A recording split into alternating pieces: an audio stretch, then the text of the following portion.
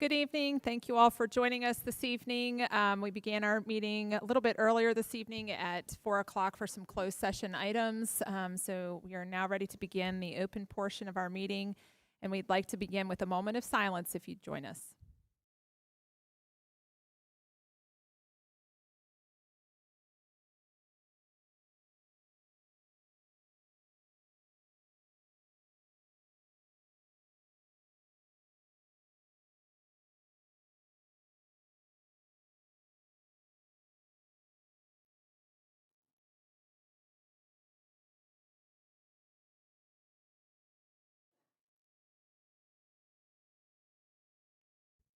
Thank you.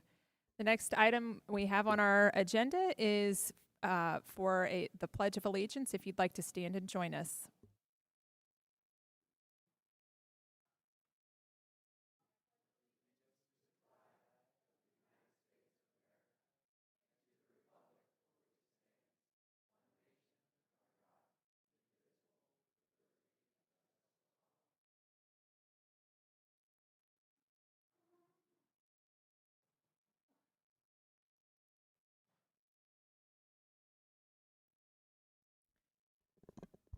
Special thank you to East Rock High School for hosting us this evening. We do appreciate you making your building available to us and for feeding us a very delicious dinner. So thank you very much to the principal and staff here at East Rock High School.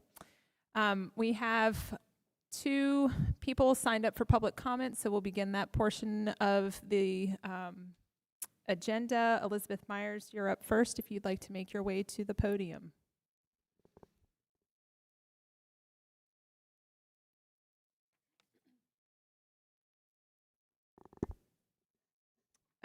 Not sure if everybody's familiar with our public comment guidelines. You have 3 minutes for comments, and when you're down to the last 30 seconds, a little alert or buzzer will sound letting you know you have 30 seconds to complete. You may begin when you're ready.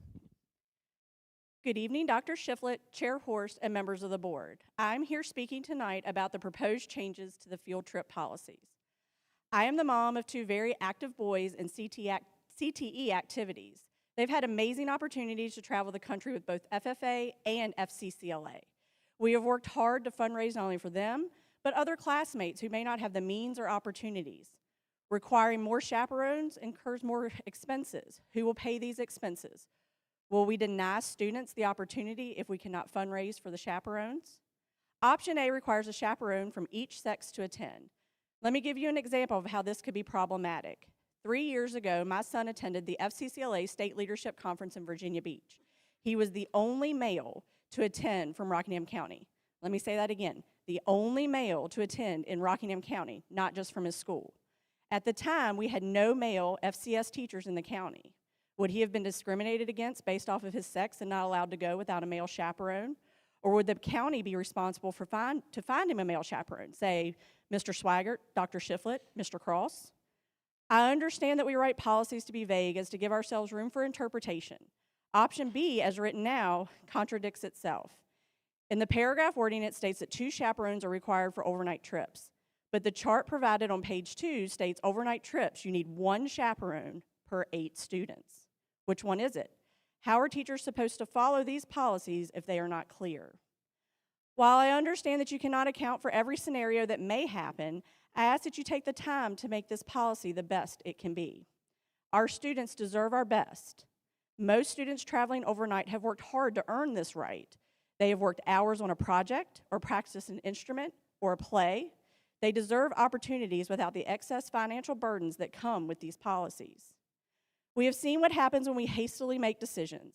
Updating the field trip policy would be best discussed and voted on during the summer break when you're not pressed up against time and field trip requests.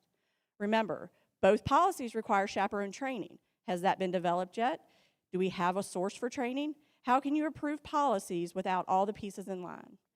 I ask that you take your time to make this policy the best for these students. These students are hardworking and they deserve to be able to travel and the rights that they've earned. Thank you for your time and consideration.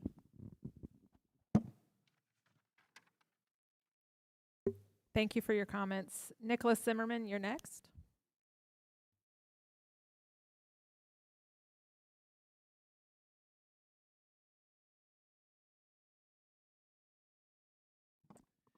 Good evening, Dr. Shiflett and members of the school board. My name is Nicholas Zimmerman, and I'm currently a family and consumer sciences teacher at Elkton Middle School. I am a FCCLA advisor there, and I also am an assistant chair coach here at East Rockingham High School.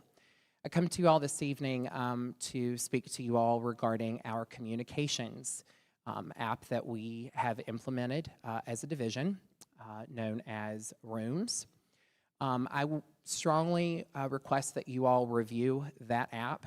It is not effective and it does not work. A primary example of this. The other night, there was about a 45-minute span where the coaching staff and I were trying to make a post on Rooms, and we're not able to do that. In addition to, there were messages that students and family members had sent to us, and there was about a 30 to 45-minute lag in the system. Was not related to the internet provider for the cell phone. One coach tried that on their own device, and then I actually physically went back to school after cheer on the school network and was not able to utilize that as well. That is incredibly problematic for me as a advisor and as a sponsor and as a coach. As Ms. Myers said, there are overnight trips, there are travel opportunities that I take with my students, and I'm going to be completely honest with you all. When I am responsible and I am liable and I am representing Rockingham County Public Schools in taking these students, that I am their parent, I am their principal, I am their secretary, I'm their everything, their nurse. I need to make sure that I have an effective lines of communication with their parents and guardians at all times. And if Rooms is not going to be able to effectively support us in what we need to do, then that is where I need to be texting and calling in communication with parents. And that currently is a violation of our school division policies and procedures. So I would greatly appreciate you all to review that, and I'm happy to answer any questions that you all may have. Thank you. Thank you for your comments. We'll look into that one. Appreciate it.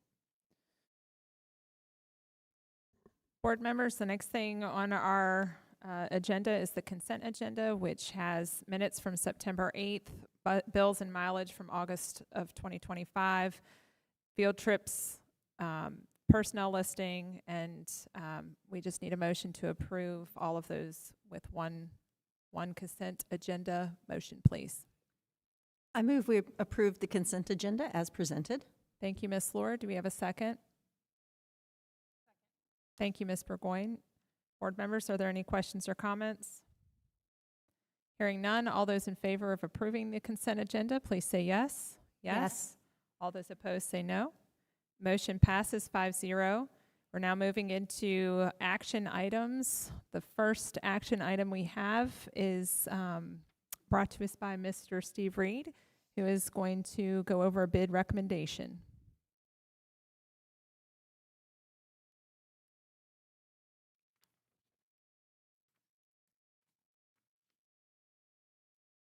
Dr. Shiflett, Chair Horst, members of the board. So, as we did for Elkton Elementary School, when we were planning the renovation there, we are needing to do a pre-order of the major electrical equipment at McGakeysville Elementary in order to meet the time frame for the renovation. The long lead items that we have, if we wait until we award the contract to the general contractor, won't be here in time for next summer, which is when we need them for accomplishing the renovation. So we've put together a bid of the major electrical components needed for McGakeysville Elementary and advertised it, and had 3 firms that were sent in bid package, and 3 firms responded. Of those 3 firms, 2 of them we deemed non-responsive. They did not put the bid on our bid paperwork. They did not submit it in a form that we could be assured that everything that we were asking for was there. Both of those bids that they were put in were of a lower dollar value than the one that I'm recommending. However, they were not complete and they were not responsive. This is something that once we award it, we will guarantee to the contractor that they will get paid. However, we will assign this as a form of an allowance to the general contractor that will get the award, and it'll be paid through the general contractor.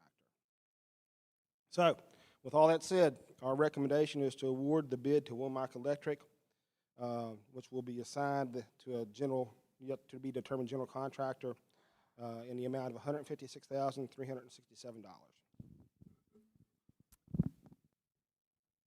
Chair Hurst and board members, I recommend awarding the bid for the pre-ordering of electrical components for the renovation and addition at McGaheysville Elementary School to the lowest responsive bidder as presented by Steve Reed, Director of Maintenance.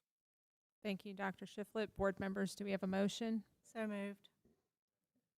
Tie goes to Ms. Cave for the motion. Mr. Cross has the second. Thank you all. Board members, do you have any questions or comments for Mr. Reed? Mr. Reed, could you explain what you mean again by this motion is to award to this company, but you're saying this would be like how did you word it? So it will be assigned to the general contractor.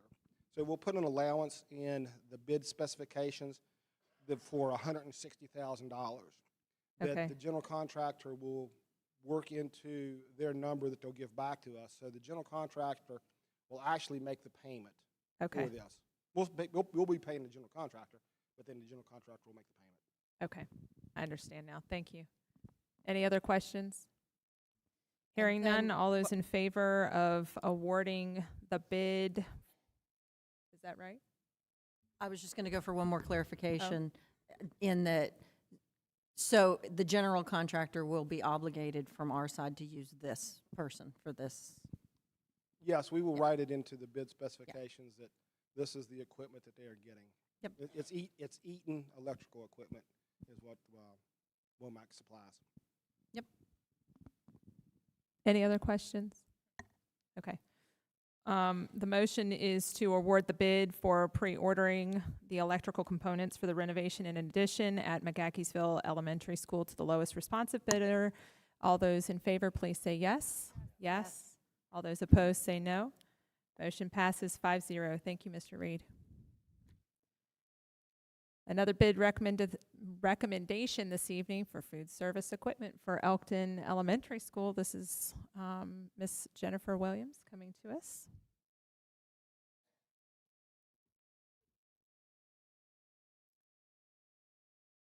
Good evening. All right. Good evening, Dr. Shiflett, Chair Hurst, and members of the board. I'm presenting on a bid for the purchase of food service equipment for the Elkton Elementary School renovation was properly specified and advertised. In addition, it was sent to 5 firms. We had 2 firms who responded with a sealed bid. One of those firms did not bid on all items and therefore is considered unresponsive. So the one responsive bidder responded with a sealed bid as follows. That's Singer Equipment with a total cost of $298,247. Therefore, it's my recommendation to award the contract to Singer Equipment in that amount. Thank you, Ms. Williams. Dr. Shiflett. Chair Hurst and board members, I recommend awarding the bid for food service equipment for Elkton Elementary School to the lowest bidder as presented by Jennifer Williams, Director of Food and Nutrition Services. Thank you, Dr. Shiflett. Board members, do we have a motion? I move to follow the superintendent's recommendation to award the bid for food service equipment for Elkton Elementary School to the lowest bidder as presented by Jennifer Williams. Thank you, Ms. Lord. Do we have a second? Second. Thank you, Ms. Burgoyne. Board members, any questions or comments for Ms. Williams? Mr. Cross, do you mind using your microphone? Is it unusual for only 2 firms to reach back out, or can we send that out to more people next time? So usually we would get, and I can probably, Steve, you could probably speak on this more.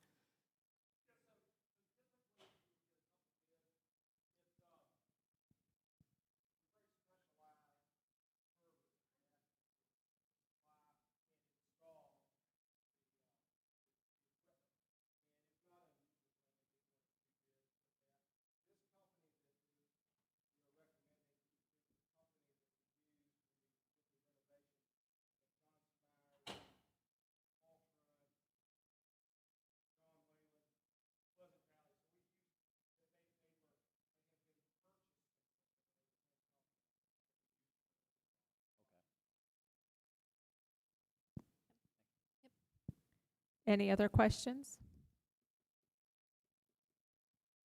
Hearing none, all those in favor of awarding the bid for food service equipment to Elkton Elementary School to the lowest bidder as presented, please signify by saying yes. Yes. Yes. All those opposed say no. Motion passes 4-0. We now have a few policy revisions, or just one policy revision. And that is with Dr. Amy Painter. Thank you.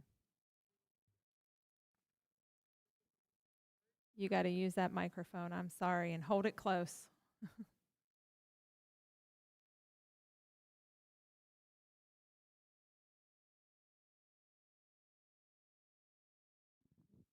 We're live. Good evening. Tonight, on behalf of Ms. Tennell, I'm bringing you the revision to policy JHCD, administering medicines to students, for your approval.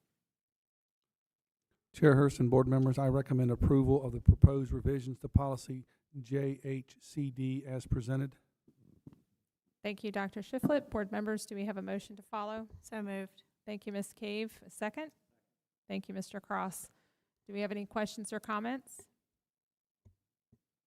So have we come up with a plan to make sure that these medications don't get left around the school and into the wrong hands? Do we have any kind of plan for that? We have not yet, drafted a plan for that. We'll have to be in conversations with Mr. Bailey and our nurse facilitator about what it looks like for training, who can be trained. I think most importantly, we wanted the student to have access to medicate, and if they sense they're getting ready to have a seizure, they could self-medicate. I think that was one of the conversations I've heard from board members, giving kids the students the right to be able to do that. Mm-hmm. Okay, thank you. Any other questions? Hearing none, all those in favor of approving policy JHCD, please say yes. Yes. All those opposed say no. Motion passes 4-0. Thank you, Dr. Painter. And I'll make a note for Ms. Tennell to bring this to Caleb Bailey's attention. Thank you. I think he's got the attention. He's aware. Okay, the next action item is our 2026 school board meeting schedule presented by Dr. Larry Shiflett. Yes, Chair Hurst and board members, at the last meeting, I presented this schedule calendar of meetings for the 2026 school year as information, and I'm coming back this evening and asking for approval of the 2026 school board meeting schedule as presented. Thank you, Dr. Shiflett. Board members, do we have a motion to follow? Thank you, Mr. Cross. A second? Thank you, Ms. Lohr. Any questions or comments? Hearing none, all those in favor of approving the 2026 school board meeting schedule as presented, please say yes. Yes. Yes. All those opposed say no. Motion passes 4-0. That concludes our action items for this evening. We have a number of information items coming up. We'll start off with the capital improvement plan review with Dr. Larry Shiflett. All right, thank you, Chair Hurst and members of the board. I asked Mr. Moyers to join me here, close front and almost center. He's been working with me pretty faithfully on some of this content, as well as Caitlin, and Chris Sowers is somewhere in the room. So talking about capital improvement. So we work in partnership with the county government to discuss how we're going to take on the big capital projects, like building an addition at Pleasant Valley Elementary School, or doing the renovations that are currently underway at Elkton Elementary School. And so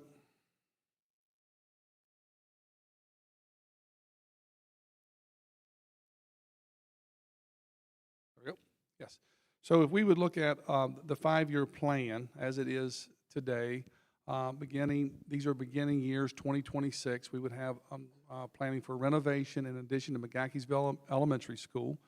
You just approved the electrical equipment ahead of schedule on that. And then building a new technical center for MTC. Then, in addition to Elkton Middle School, renovation in addition to Spotswood High School, followed by an addition to Montevideo Middle School. So that's sort of where we are looking at sharing with our counterparts at the County Board of Supervisors in terms of funding and capital expenditures.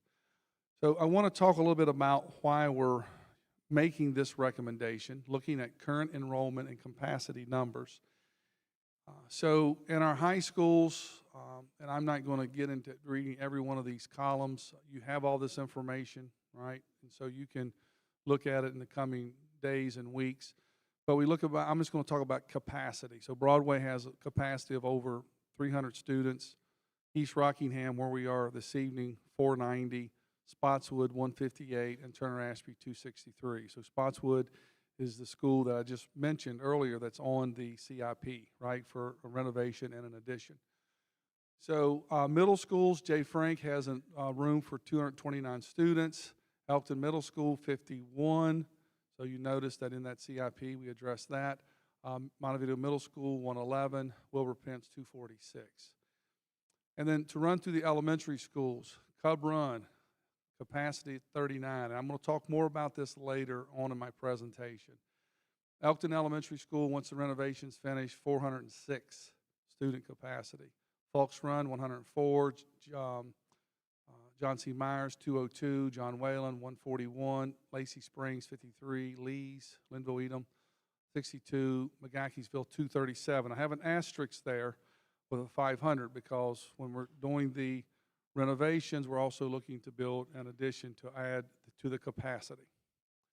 And then Mountain View, 206, Audubon, 54, Peakview, 119, Plains, 197, Pleasant Valley, 183, Riverbend, 302, South River, 121.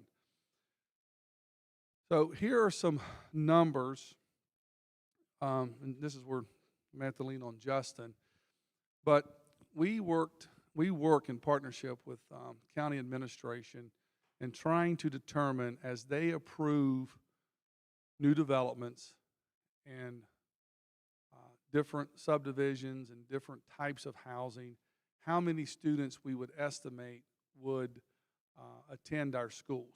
It's a projection, but we feel pretty confident we continue to revisit these numbers. So if we didn't make any changes and all of the projected, like we look at the projected students based on current approved developments, things that have already been approved, so we can't go back and undo those. They've already been approved, and even some that are under review by the community development. If we look at those, remaining capacity, East Rock's 387, Spotswood will have room for 1 student. Elkton Middle will be negative, they'll be over. Montevideo will be negative, they'll be over. Elkton Elementary School will still have capacity for 377, McGaheysville 112. Cub Run will be over 78 students. Peakview will be over.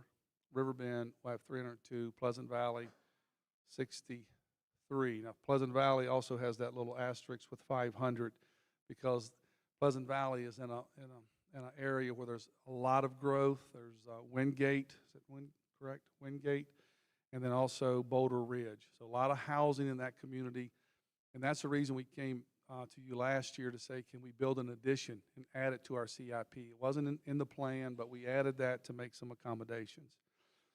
So based on the projected urban development area, the growth over the next several years, there will have to be at some point a new elementary school. The question is, when will that be? Looking at the developments in those areas, there's a projection of 238 additional elementary students within Cub Run and Peakview districts, right? Those 2 schools. So something we need to consider, right? And again, we're not making any decisions tonight. We're just providing information, and we'll kind of simmer on this for a little bit and ponder these things. But based on our current enrollment at Peakview and Cub Run and the anticipated growth within the urban development area, we may need to build a new elementary school sooner than 2032. Right now, we have that new elementary school just outside of the 5-year plan, okay? But now here's what we need to consider.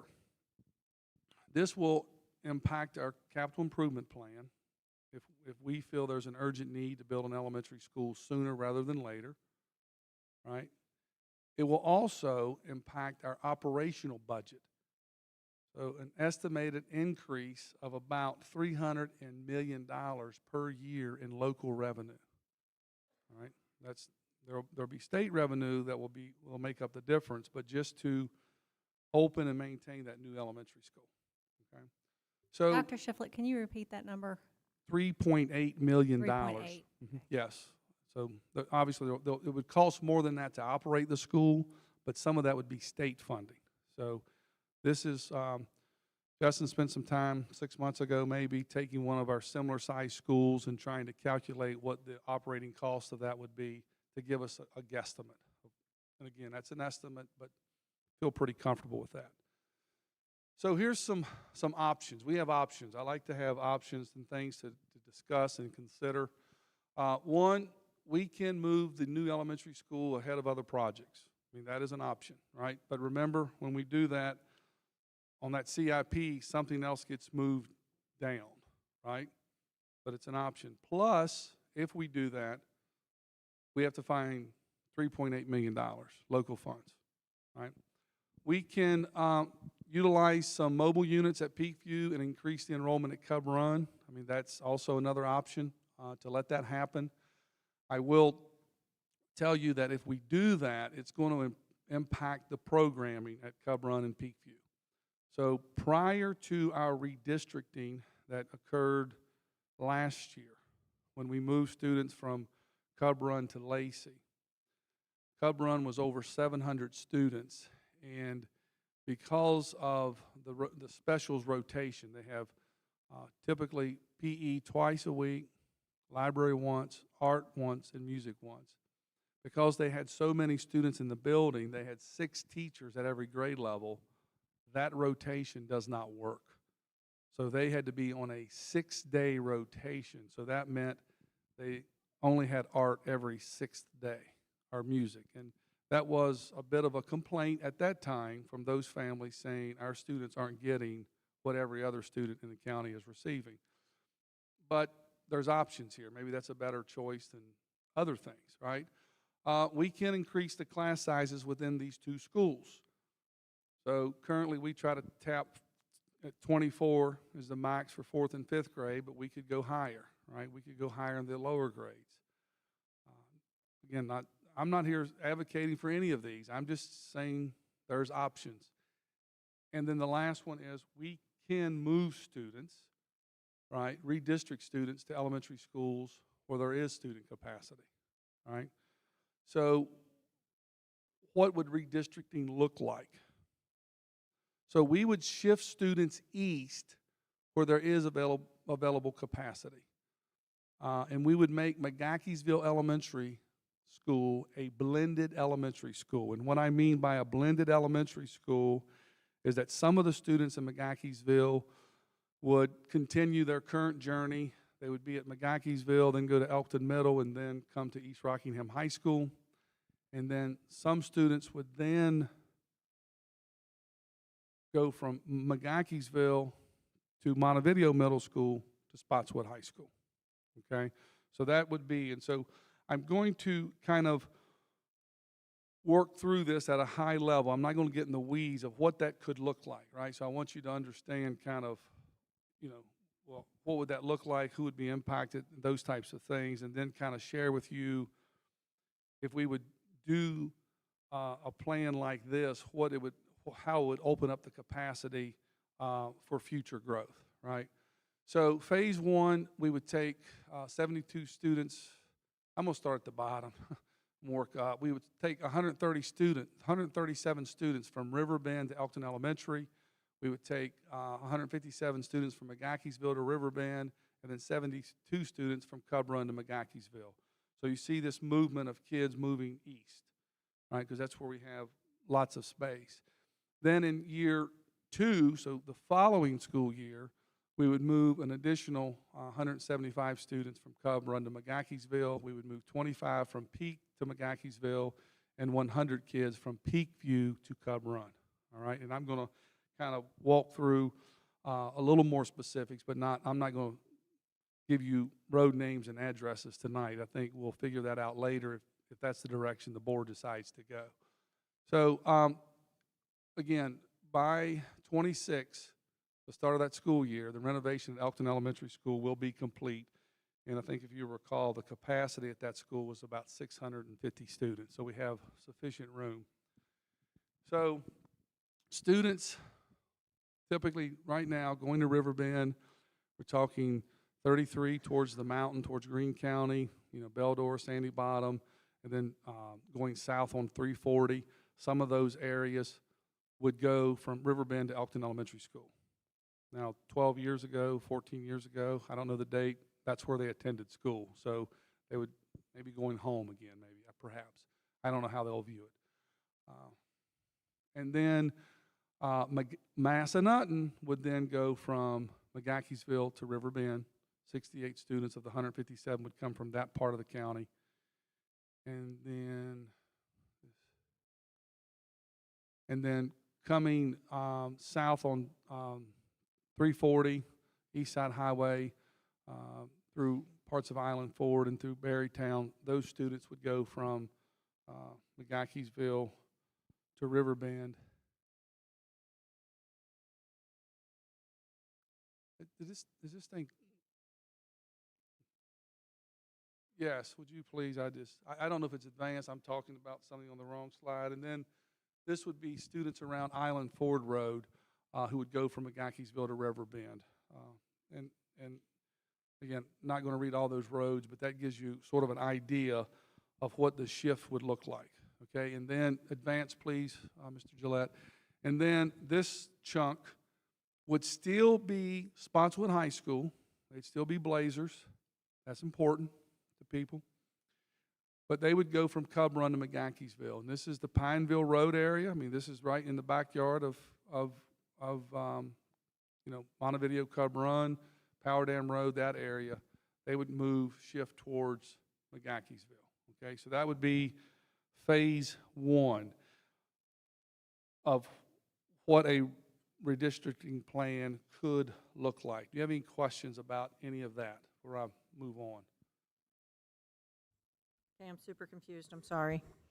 And I think it's coming in, I think something might be mislabeled.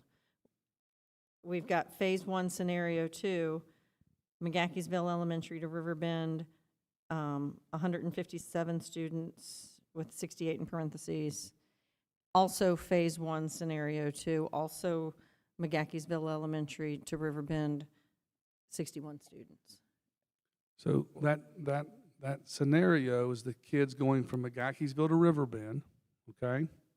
It's scenario 2. These are all kids going from McGaheysville to Riverbend.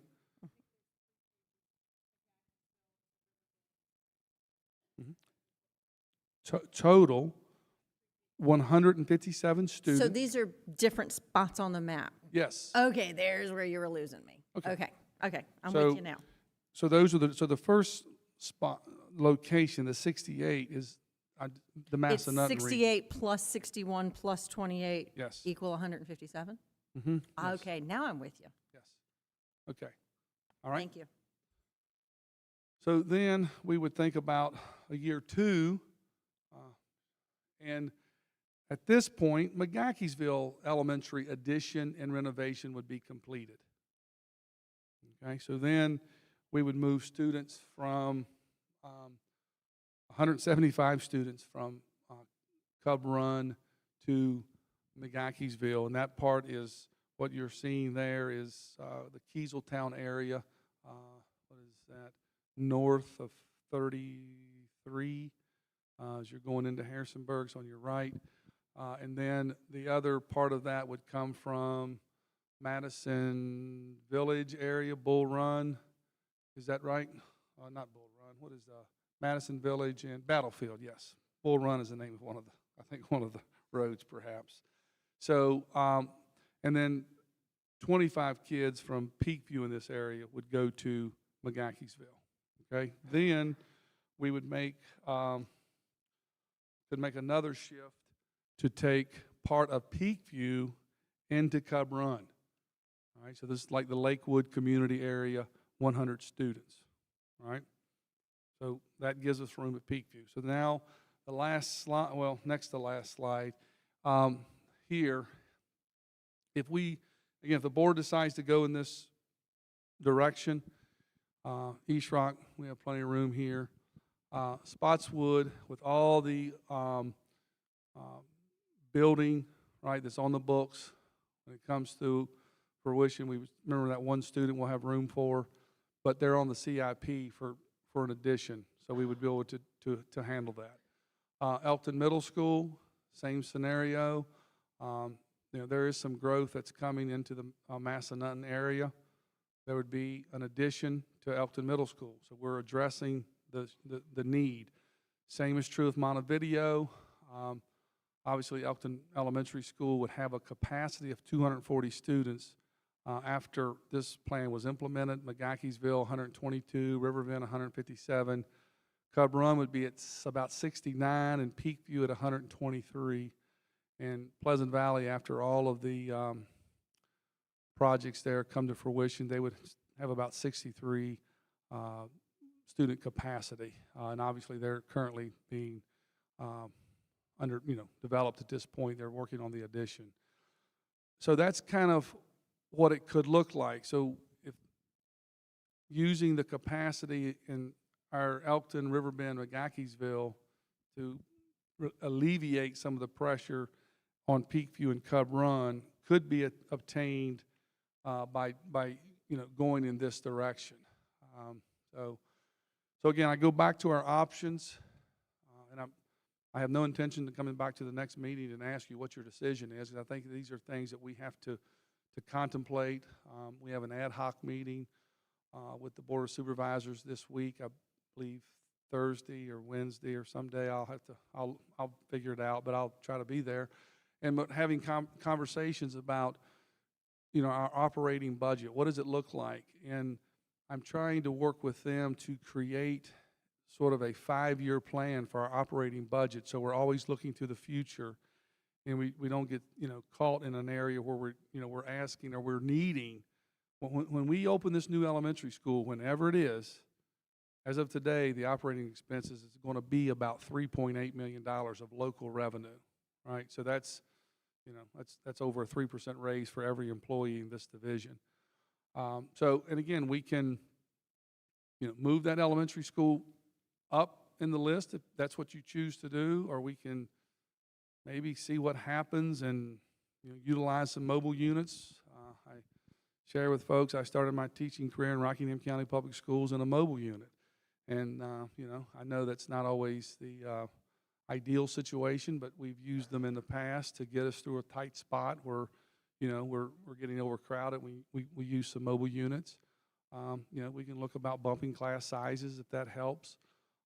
And again, these are all projections based on what's been currently approved, and we don't know how quickly they'll be built, right, and how many families will move in and how many of them will have children, but we have some close guesses. So I just wanted to, again, talk about the capital improvement plan.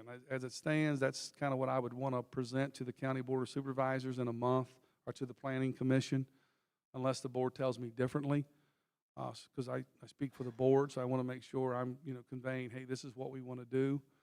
But I think it's things for you to kind of look through the numbers, call me with questions, and we can talk through this. I'll be happy to sit down with you in Justin and I in 2x2s and talk about where we are. But we know that the urban development area has a lot of growth, and it's going to impact Peakview and Cub Run Elementary School in the coming years. And so we just have to be mindful of that, and when do we move and when is it appropriate. Any other questions? I know I just dumped a lot on you. Didn't mean to make it so heavy, but Oh, I think there are questions. So board members, maybe the easiest way to start with questions is just to start at one end of the table and work our way across. Mr. Cross, do you want to Oh, it's start us off fine. with questions? We've had these conversations on redistricting and what it may look like if we have to do that, and building the new elementary school and all that. So that all that's not new. One thing that is a little bit new is to continue to see Spotswood High School continue to be pushed down on the renovations. Now we're at 2029, and before we were around at 2027 for the renovations at some point when I was on the board. So is it because, are we bumping stuff down because of the idea of building a new MTC facility? Or it feels like some of these stuff are getting pushed further and further out, and I know that I'm not happy about that, and I know that there are a lot of parents within my district, in District 3 and District 5, that won't be happy to see that Spotswood High School, again, is being pushed further behind for renovations. It's an old school. It needs to be renovated. There are a lot of things that need to be updated at Spotswood High School. We're the oldest high school within a division, and it needs some TLC. And so I know there's a lot of people tonight going to be listening to this and not going to be happy with that. And I feel your frustration as well. And I guess my question is building a new MTC going to put us behind on our capital improvement plan for everything else? Because we had talked about that before with the Board of Supervisors, that wouldn't be the case, that building a new MTC wouldn't put us behind on our capital improvement plans. Yeah, I'm not sure that MTC, because it was on our CIP as for 2026 as a renovation, right? So it's still there. And again, these are the beginning years. I would imagine MTC would probably at this point not look for an opening until probably 2028. And I think if I recall the order of these things, and maybe the years may be off, Mr. Cross, but I think the addition at Elkton Middle School was next on our CIP, followed by the Spotswood High School renovation in addition. And it's also, I think, part of this is, balancing the other capital projects that the county government also has, not just what the schools are wanting to do, but what other needs that they have. So I think in terms of years, I think maybe has moved, but in terms of it, I would say, I don't want to say of importance, it's still, I think, just right behind Elkton Middle School in terms of coming on board. I just think people are going to be frustrated because they thought, hey, this renovation will be done before my kid leaves out of Spotswood, and now again it's getting pushed back a couple more years, and kids going to be graduated out of there and not going to be able to benefit from a new facility. And it's starting to be very noticeable when you go up there and see the difference between Spotswood High School and Broadway High School, or sitting in here tonight. This is awesome, right? Spotswood's just old, 1980 being built. So yeah, I feel their frustration. Sure, no, I understand. And again, that's part of why I wanted to, again, begin having conversations to say,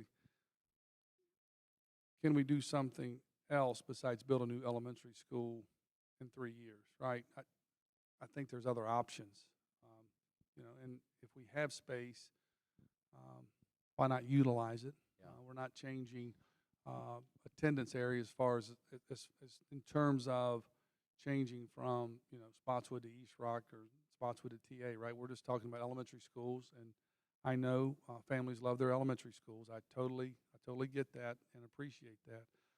But this would just be a change. And if I think of, Justin, if I'm correct, the turnoff to go to Cub Run, there at the stoplight, to the turnoff to go into McGahkeysville is 2 miles.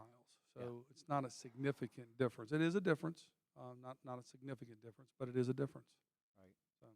No, and the redistricting is worth talking about because that helps out taxpayers, right? So half our taxpayers in Rockingham County don't have kids in school. That's right. And so if we can make do with our schools that does have room, and to be able to shift kids down, we're talking about 2 mile difference there. I know everyone gets upset when it comes to redistricting, but being a good steward of what we have is really important as well for everybody involved in the process. Yeah. So redistricting is the hardest thing a school board member will do. It's not popular. to do, and I just hope the board makes a decision on what's best for all of Rockingham County constituents and not just just one group. So. Yeah, no, for sure. And again, not only, as I said earlier, does it hit the CIP, but also the 3.8 million. You know, whenever that opens, we've got to be thinking, man, that's a budget year where you're asking for a lot of the taxpayers, right, to open that new school. That's a good segue into my question. I think the thing that raised eyebrows when we started talking about the Spotswood renovation many, many years ago before we were on the board, well, Ms. Hurst and I, was the price tag on it. Was it 70-some million? And if that number is right, is that for the renovation and the addition? Yes, both. Okay. Do we need the addition? Because there's capacity there now, and where you get to it only being a one remaining capacity is after that projected development. Right. And that always bothers me, building schools, doing additions based on projected development, because, I mean, who predicts the future? I mean, I know we have great models to do that, but that, like, you know, when we're talking about taxpayer money, Right. I just want to be really careful. So I think two things. One, Spotswood currently does serve the urban development area. So from the county government Right. perspective, if they're looking to add additional subdivisions, what have you, there's the area that they're going to look to, you know, build these spaces. So I think they will be impacted with growth, right, more than probably any other high school. TA has quite a bit of growth in their area as well, some with, you know, in the Bridgewater community and all those I mentioned for Pleasant Valley, Boulder Ridge, and Wingate, they feed into Turner Ashby. So we have to keep a pulse on that. The other piece was we were hoping to, you know, build the capacity at Spotswood up to around 1,200, 1,250. So all four of our high schools would sort of be similar in size, with feeder schools that could, you know, fill them to capacity. So I think it is, you know, what is that balance? And in the 70 million, or have we started relook? Not yet. We're having some conversations about working with our architect to go in and maybe look at those numbers again and make sure, try to get us a very accurate number for what that actual price tag is. I don't want to say that we guess. We use some other remodeling projects in other school divisions to kind of get an idea. So we'll have to try to get a better sense of what that would cost. Okay. Have we ever looked at it with the renovation without the addition?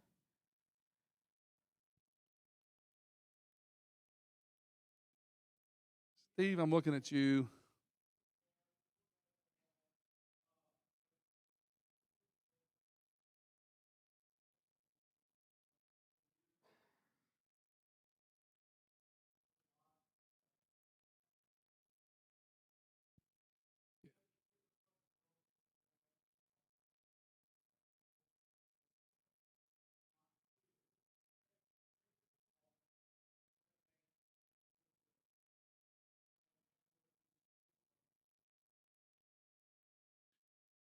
Yeah, so I think, I don't know, maybe everyone could hear, but Steve was saying that that price was sort of kind of lump sum. And I think part of the conversations with the Board of Supervisors and county government is, as we're, you know, McGaheysville Elementary Schools, we're working to renovate that school. While we're there, it makes sense to add some more classrooms to build capacity.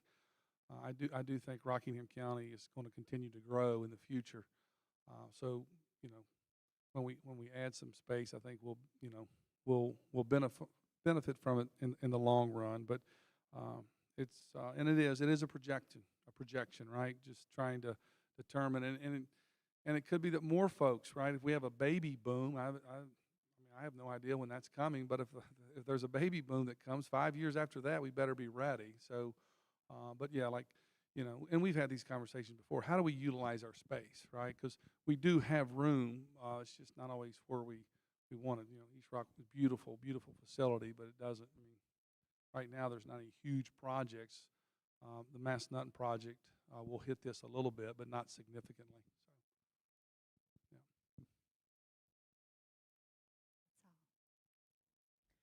yeah. Thank you for preparing all this information about the elementary schools. I do really appreciate that.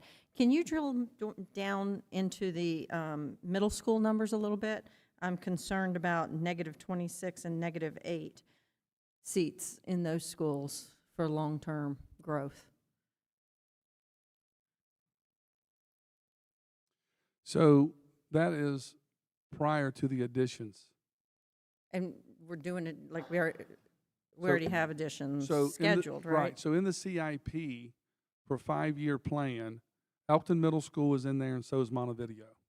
So if we decide to make some adjustments, we're gonna have some holes there as well. So that's, we're trying to show you sort of real numbers, but also letting you know that we are trying to address it through the CIP. That make sense?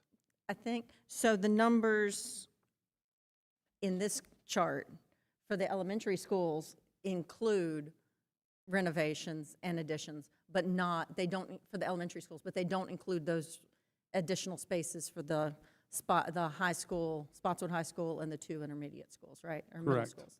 Okay. And what kind of capacity are we looking at adding to those schools?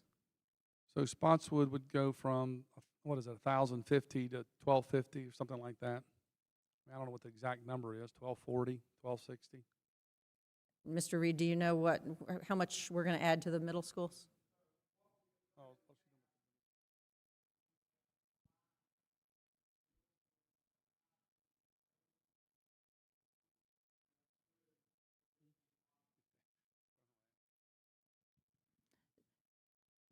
So what you're looking at long-term is to have, let me get the numbers right, about 1,250 total seats at Spotswood High School, and then follow that up with 1,250 total seats divided by the number of grades, because obviously there's fewer grades in the middle school Correct.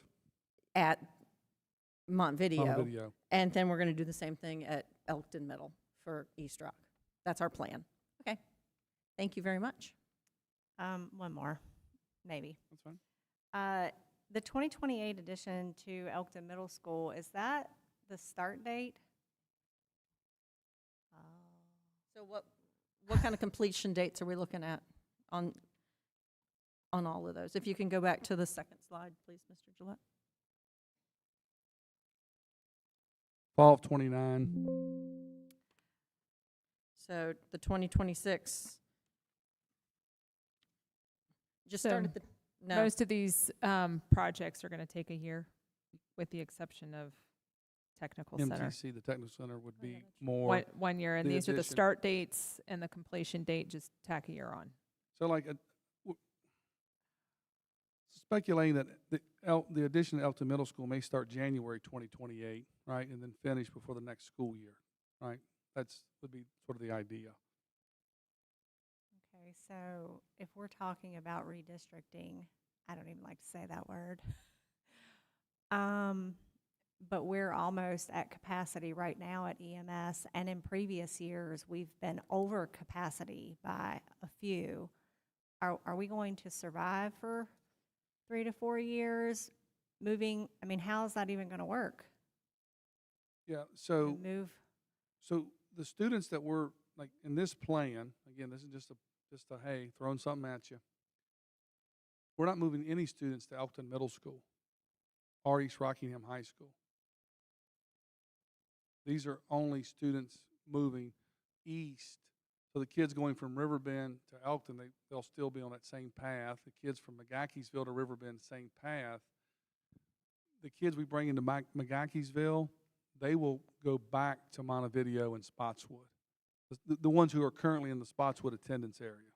Make sure I'm clear on that. So the ones who are currently in the Spotswood attendance area would continue on the Spotswood path, but they would be in McGaheysville Elementary School.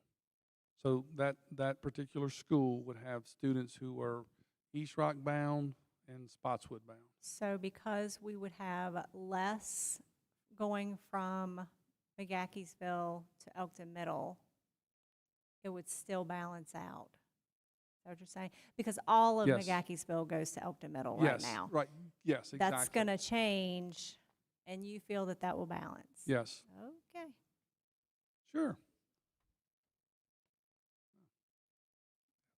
No, and thank you, Mr. Cross. It's not unusual in school divisions where there's an elementary school that sort of feeds two separate high Yeah, schools. that part doesn't bother me. It was just the number going into the middle school. Yeah, I got you. I understand. No, yeah. and there's no chance we can move EMS up to Justin. No, I mean, it's, 20. shift years. I know maybe shift 26 would be a everything up year. push, but what about 27? Yeah, okay. And I'm going to go ahead and point out Montevideo Middle School. Yep.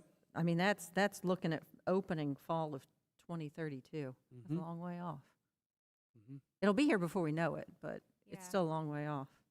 And how many, so I know Montevideo currently uses mobile Mhm, units. they do. So And does Elkton, does as And well. how many at each school? Do you know off the top of your head? I'm sorry, I'm asking the hard questions. Right here. Oh, look at that, we have teachers right here. Okay, so I just remember. Elkton Just has four. 4, and Montevideo has 5. Okay. And again, I go back to whenever 1997 I started teaching in the mobile unit. The entire 6th grade at Pence Middle School was in trailers, correct? Like 10, 12 trailers, right? And then we got to the point where we said, oh, we got to do something, right? So I'm not saying that's a bad solution. It's not ideal. I'm not promoting let's do that, but that's sometimes sort of a Band-Aid to get you through to another period, right? And all of these projects, again, they come with a price tag. And how does that hit the CIP? And, what does that look like? And as we work with our board of supervisors for funding, and, when I go to the ad hoc committee meeting, I can ask, can we move everything up a year, right? What does that look like? What does it do to the overall project? I'm happy to advocate in terms of our needs and desires. Yeah, I would like to start them all next year and just do them all one time. Steve Reed probably is back there making like gestures towards me. I would at least like to ask the question, because they've been busting at the seams for years at Elkton Middle. So could we at least just ask the question, what would it look like? I'm happy to ask the question, and I also note that Elkton Middle School only has one shop. And our other 3 middle schools have 2 shops. Yeah. So I hear, in a very small cafeteria. So I hear what you're saying, and I will advocate. But I just that's a lot of money on that Right. one slide. There's a lot of dollars, right? Right. So Right, understood. yep. All right, I- Chair Hurst, it's your turn now. I have all the questions. No, some of the board members have already asked some of my questions. Could you please explain how you calculate capacity? Because we ran into this a year and a half ago, and when I first joined the board, and I said, Capacity? "Hey, how you calculating this?" And then we found there were maybe we were counting classrooms as, "Hey, there's 20 seats there, and there's 20 seats there," but we can't count those classrooms So in that way. Right. Previously, we had basically taken every classroom and did an average, and in smaller classrooms, I think it was an average of 10, larger classrooms was 20. And so a year ago, I think, Justin and I met with principals, some of them maybe can remember this, and said, I want to know how many classrooms you have that are large-size classrooms where we can put 22 students or 24 students, whatever we can put in there, what's our capacity, and then also take out some of our smaller classrooms, some of our pre-K programs, and so we recalculated all those averages. So I feel like our current enrollment student capacities are pretty accurate in terms of what we're looking at as far as what we can accommodate. And, I think on the books, East Rockingham High School, from the architect, houses how many students?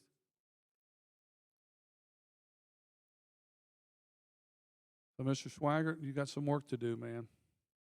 1,600 according to the state of Virginia, but we average this at about 1,200 or 1,248. So East Rockingham. So our numbers will be a little bit lower than what maybe the Department of Education would say, but we have tried to be more accurate. And I will also make a statement here about Cub Run, student capacity 665. The school will actually hold more students than that, but if we put more students in there, then what happens? We go to that 6-day rotation, right? We had over 700 students in there a year ago or 2 years ago. I just wanted to make sure, we weren't looking at classrooms that were being used for early childhood special Yep. education and counting that as capacity of Yep. 20 when in fact it's Yep. 8. And- Or that and- we were using some of our Strong Start. We have a lot of programs, fantastic programs in the county that don't house 20 students in the classroom. We have Strong Starts, we have now Building Bridges, we have several newcomer programs. I just want to make sure we're not counting those. We're still going to have those programs, and so I don't want a false sense of what we have, the space we No, have. that's a great question. You're correct, and we have some smaller EL classrooms and special education classrooms. So, we try to calculate that into the student capacity. So they, I think, decreased.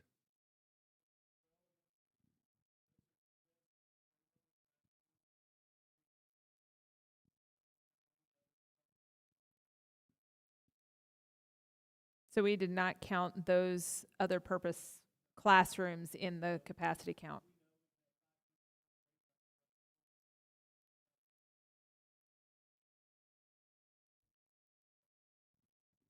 Okay. That's some good work. Thank you. Can I ask? And some of that too, I just want to, currently probably, I'm guessing, Mr. Swaggart, you don't have teachers sharing classrooms. It's just a hunch. Okay.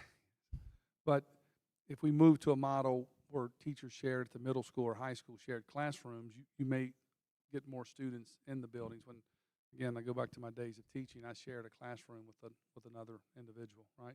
Not ideal, but Lord?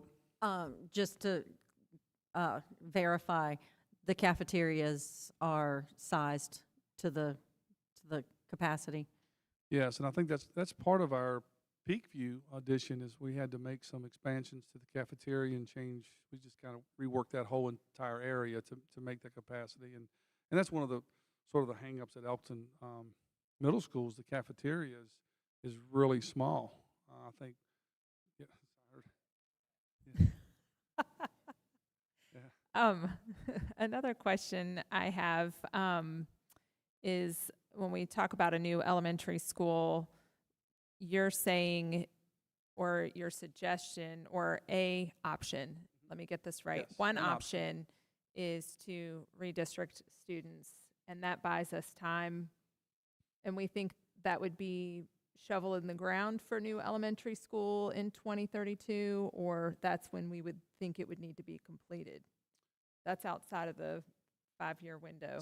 So, Greg, could you take us to that next to last slide, please? Yes, there you go. Thank you.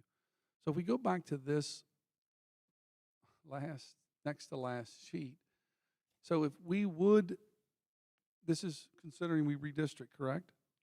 And these developments come to fruition, we would still have capacity at Peakview for 123 students and Cub Run at 69. Okay. So how many years does that buy you? Well, 8, it is hard 10. to know. I understand Yeah, this right, is not an exact. Right, but and Science. again, this does not account for a baby boom, right, or a baby bust, or like any of those things. These are some projections, and I think there are as about as scientific as they can get as far as an estimated guess. Well, and And- I think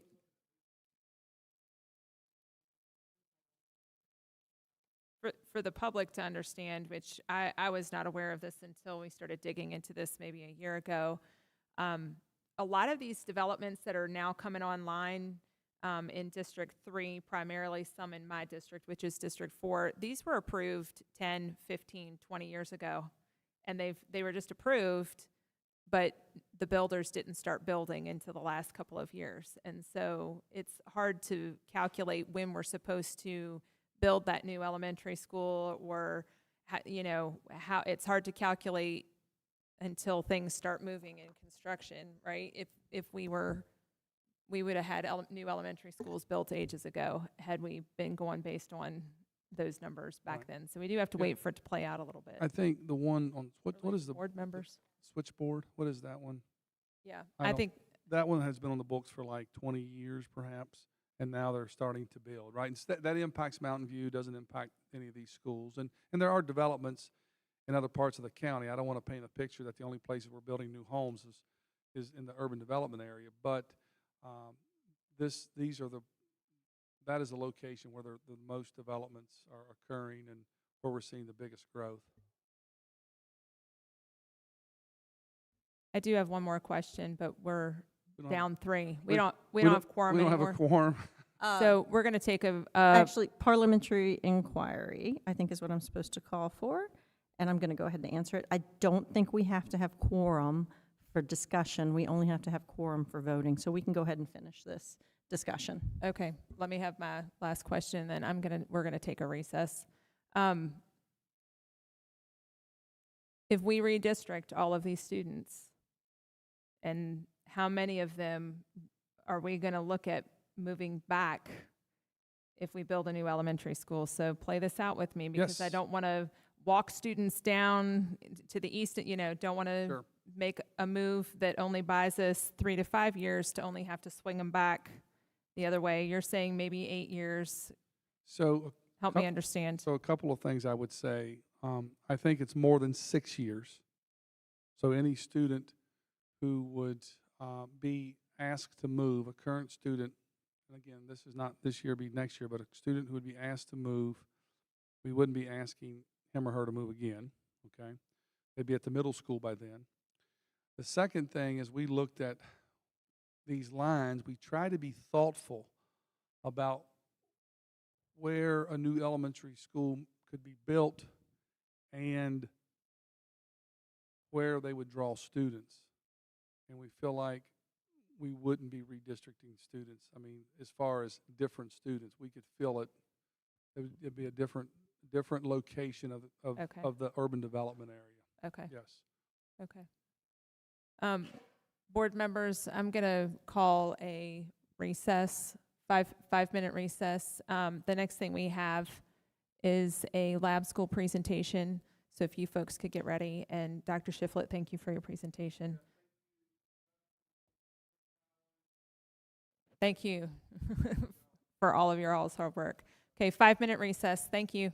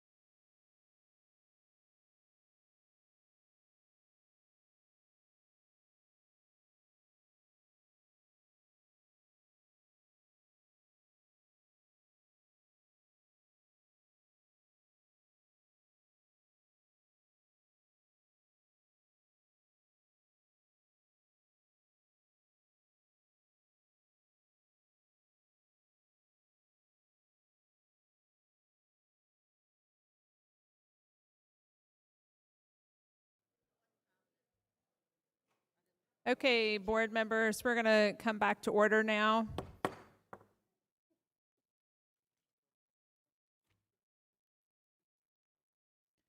Thank you all for bearing with us. We had lots of questions.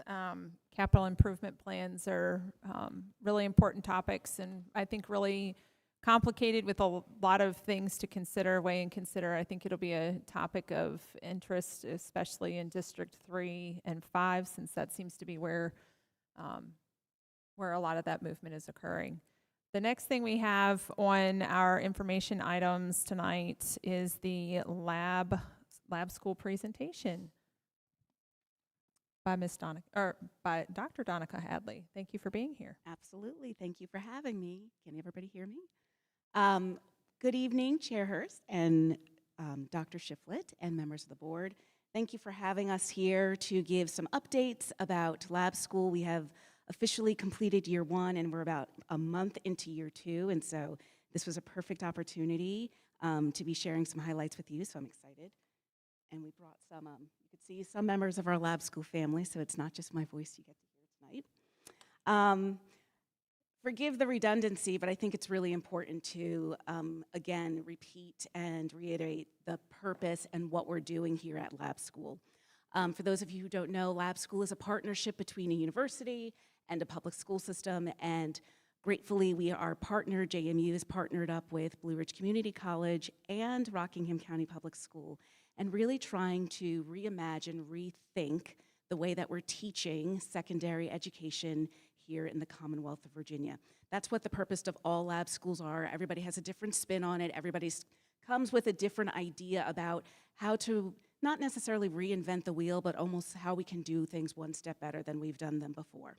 The way that we've done it is we are taking interdisciplinary approach to teaching the content, teaching the standards, teaching our curriculum to our students, putting 50 students in one classroom with 4 teachers, 4 subject areas, specifically in grade 9, using a project-based learning approach, hands-on learning approach, field explorations, field experiences, really focusing on career exploration, trying to show our students what pathways lie beyond them after they leave us in 12th grade, whether it is for higher ed or trade school or military or being an entrepreneur, whatever their path is. So Lab School is trying to take all of these experiences, making sure they have tools and skills and a really solid foundation on top of their curriculum to make sure they're as prepared as we can make them. So our mission and our vision have stayed the same, and our 2 goals are to, 1, become a premier innovation hub. The students actually find this one fascinating because we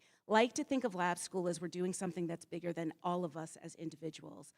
Collectively, we are all kind of putting a meeting of the minds together and trying to serve, not necessarily, or serve as a beginning stage in a hub, so to speak, that can be reproduced not just throughout different schools in the Commonwealth, but perhaps do something that can be innovative for other school systems within the United States, within our nation, within globally, internationally. So again, it's bigger than all of us. And then the career exploration, making sure that we maximize all of our students' potential academic and social progress and growth. So that's just a little bit about who we are, what we're doing, what the purpose is. Whoops. Went too fast. I'm trying to go back to slide 2. It's going the wrong way. Yes, please. Keep going. Keep going. 2 more. 1 more. There we go. Thank you, Greg. Some year 1 highlights. We have, we obviously like to put first and foremost our student academic and personal growth. As we've seen in the natural progression, as our 9th graders at East Rock and Broadway have now moved to 10th grade and have successfully completed year 1 at Lab School, year 9. We have seen a lot of personal growth, which you will hear from some of our students, and obviously academic growth as well, which is obviously the primary purpose of what we're doing here. We have, one of our highlights is that we were able to live and breathe the student-centered curriculum that our teachers have developed alongside JMU professors.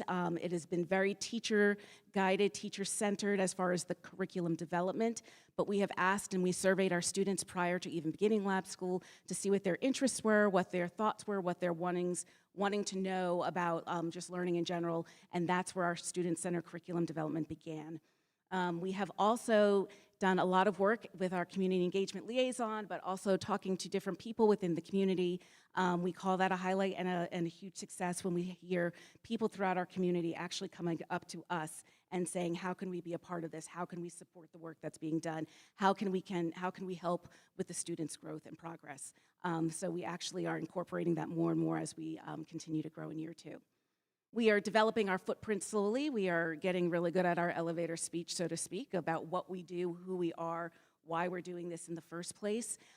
Again, this is just a snapshot. It's nice to just take a little bit of students or a small group of students at first when you're trying something new and figuring out what works, what doesn't work. It's not a utopian society, so to speak. Not everything happened perfectly. We definitely stumbled along the way. We tripped and we bumped, but we also grew and we also rose and we also learned a lot of things as we are trying to accomplish what we saw our 2 goals being. This is a collective effort of educators. Even just today, and I'll tell you a little bit more about today, it was, I was in a meeting earlier with one of our curriculum directors, myself, another professor that I actually personally just met for the first time today over in the College of Science, several of our teachers, and we were brainstorming some of our 10th grade curriculum. And to me, it's just the meeting of the mind, a really collective effort of our educators throughout our community. It definitely takes a village, and we are living and breathing this every single day. So definitely one of our highlights. Also, one of our highlights for year 1 was we launched the JMU Lab School, the Data Lab. This was designed and developed by the Madison Center, ARIT Group, NJMU, and our teachers. And together we have created this database. We work alongside our school registrars. We input data from the schools so that we, like I've said before, we're collecting all of this data that we are doing, that we're working with in lab school, and hopefully not only just telling you the stories, the qualitative stories, but also giving you the quantitative data from this. So that was just launched, and that was definitely a highlight. I'll tell you a little bit more, well, before I even go on. So the Data Lab was not officially launched until about March, so mid-year. It took a while to grow. It is a very homemade, hand-grown data lab, very, very specific to what our needs were and what our goals were. And now that we have developed it, we are now still collecting our baseline information, and so that is what a lot of the information from last year was. And now that we are entering into year 2, we're going to be able to do a large collection of data for this year, and then also have some good comparison data, not just for year 1 and year 2, but also from our students in comparative to the rest of the population of Rockingham County students as well in their cohort. The clicker doesn't like me. There we go. Okay, so here's some. That was some of our reflections and some of our highlights. But here's some hardcore, concrete, so to speak, growth and progression that you can kind of see with your own eyes and as you go into our schools. As you all know, that we have increased this year from 8 teachers. We had 4 teachers at 2 schools, and we now have 26 teachers all across all 4 schools, all 4 high schools where Lab School has sites. We now have 9th grade sites in every single school and 10th grade sites at 2 of the schools. We have met our target enrollment. We have increased from 50 students. We increased from 100 students, 50 at each of the schools, that's a typo, and to 300 students. So that is huge. We've increased from 2 to 4 sites, so we went from 2 schools to all 4 high schools, and we have, instead of 2 classrooms, we now have 6 classrooms. We are midway point of planning and developing our 11th and 12th grade logistics, which I will share with you momentarily. So you can see we have a lot of actually concrete data of our growth and our progress.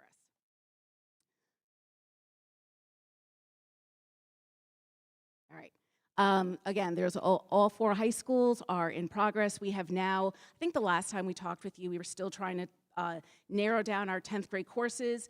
They are up and running right now. Our 10th grade has a combination of 3 content areas as opposed to 4.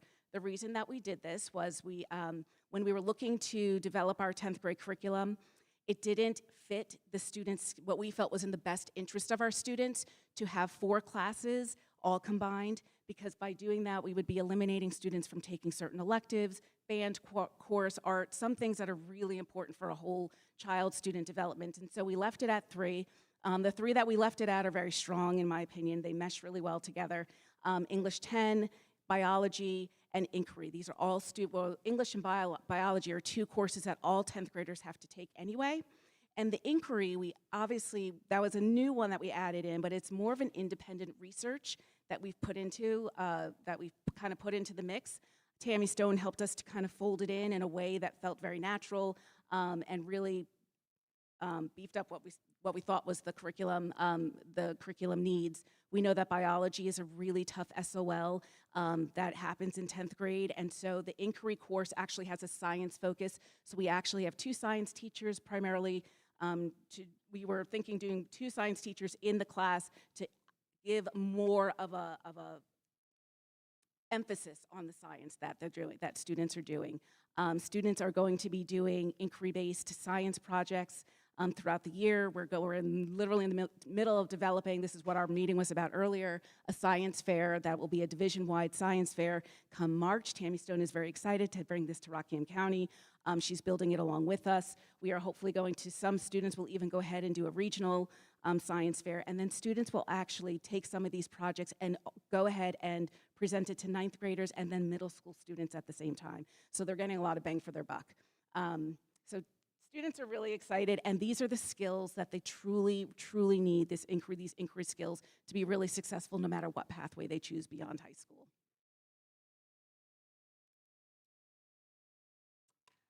Glimpse into year 2, and these are all pictures directly from year 1 and year 2, because we kind of go around with a camera all the time. The students do as well.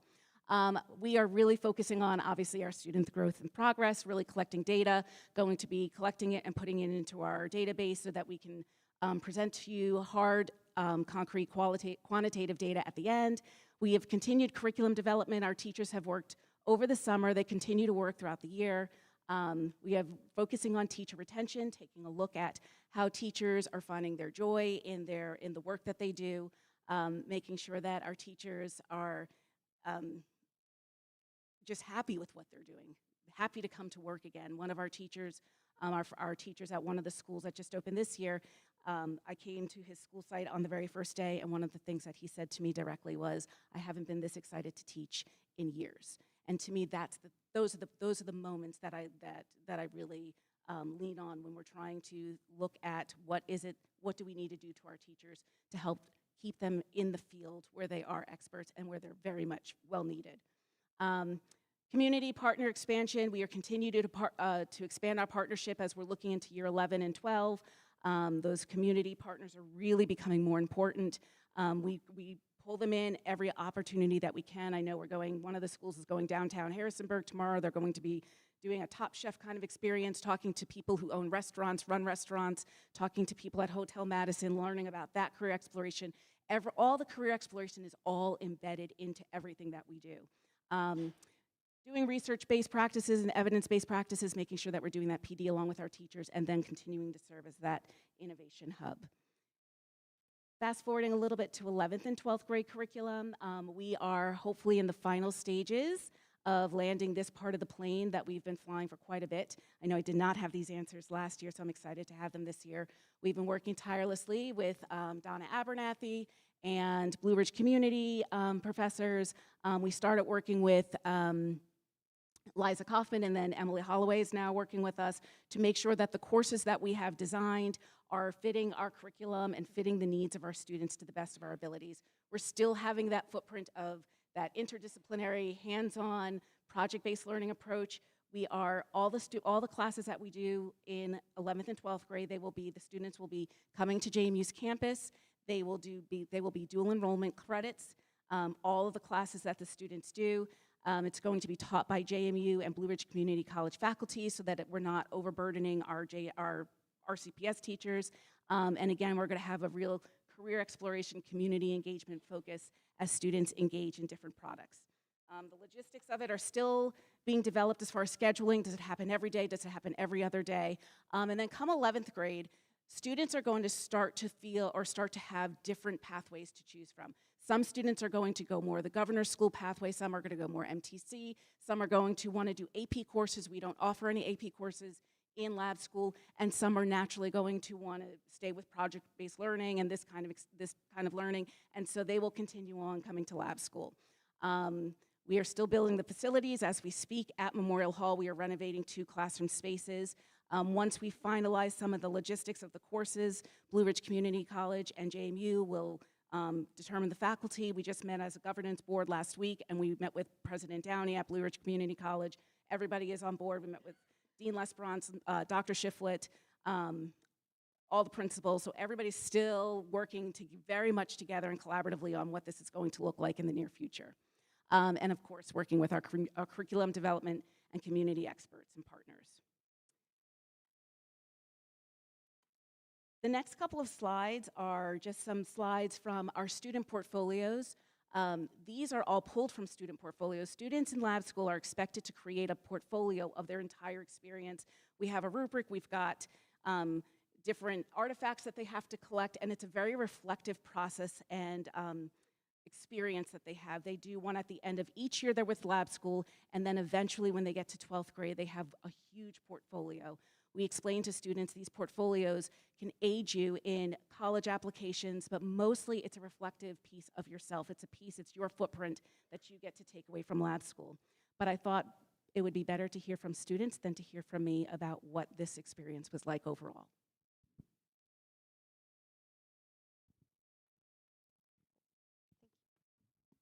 Hi, my name is Ellie Kaufman. I'm Issa Steinbach. We're in 10th grade. Yeah, so we both really enjoyed our time as a freshman in lab school so that was the first year lab school had been a thing.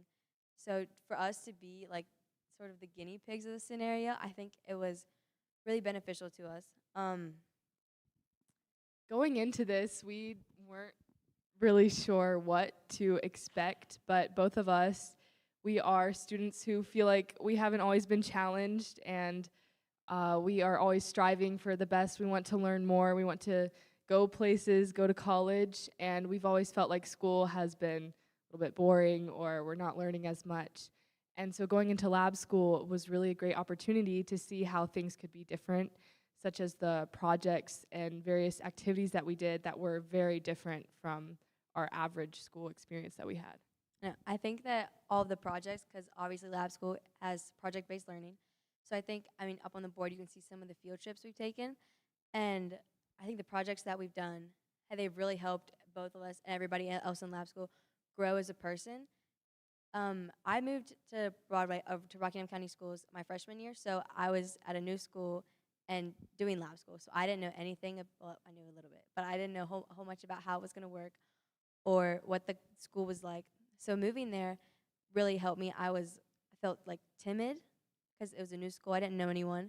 And I think lab school, being with a community of people who also didn't really know exactly what was going on and how it was all going to work out for the rest of their high school years, helped everyone, and me especially, grow as a person. I think you can ask my mom or like my family that I've become a little bit more outgoing, because 2 years ago, I would not have wanted to come up here and speak in front of a school board about my freshman year of high school. But I think all of the community projects that we've done and the collaboration that's involved in lab school, because you have to communicate on every single project, it's involved growing and learning. I think that's really helped me in this part.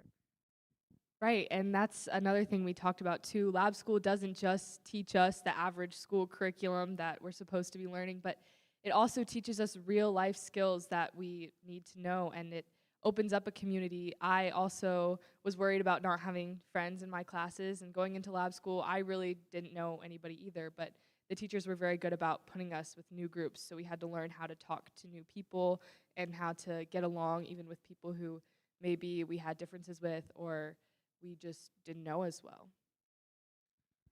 I think to touch on that too, the lab school learning, I think it's given us a purpose for our high school career, because some people, if you're going to high school, you don't exactly know exactly what you want to do in the future. So taking lab school gives you a guideline of, as Dr. Headley was explaining, she was explaining the 11th and 12th grade years, it gives you a more set out area for different pathways for you to take, and then different courses that are available to you when you're going through. And that to touch on the purpose too, I think that using all of the people in groups, as Issa was saying, the people you might not know as well or that you don't connect with, once you learn and become better close friends with them, because in some of the photos you can see we went to the JMU ropes course. We did that in the very beginning of the year, which was so helpful because that field trip was so entirely focused on collaborative work, and getting to know each other in lab school in the very beginning allowed for a better setup for the rest of the school year.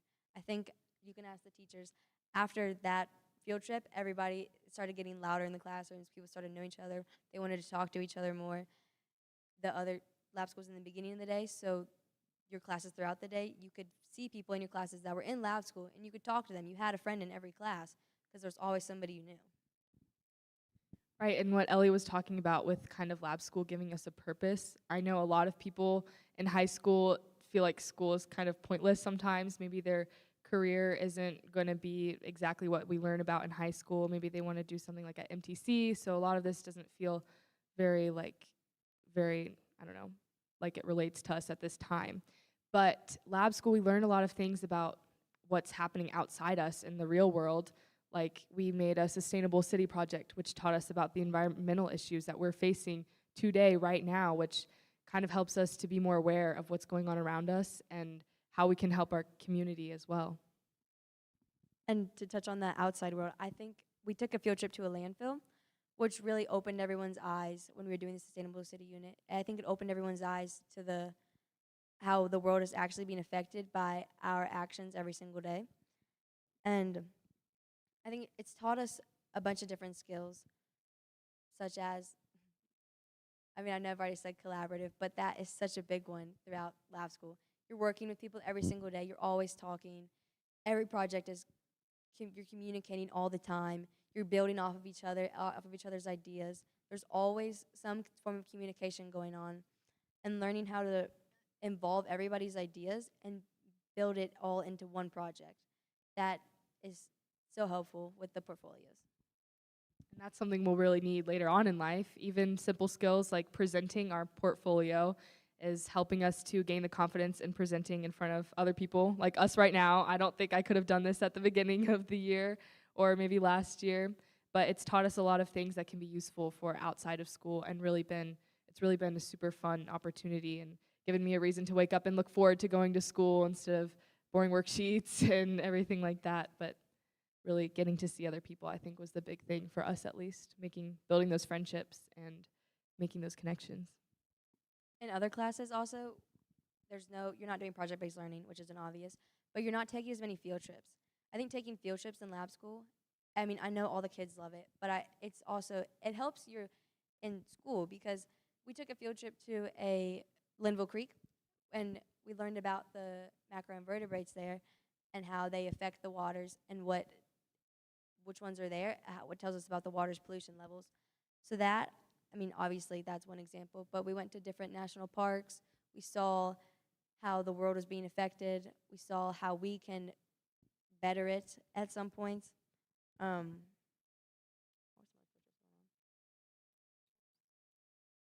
We did one, JMU had a celebration for us in the beginning of the school year, like a welcoming and opening ceremony almost.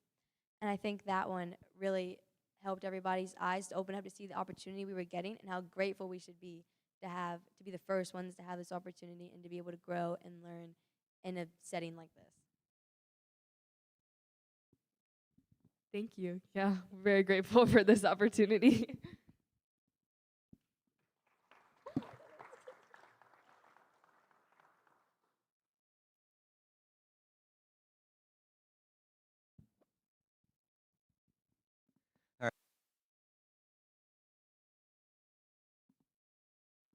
Is it work? There we go.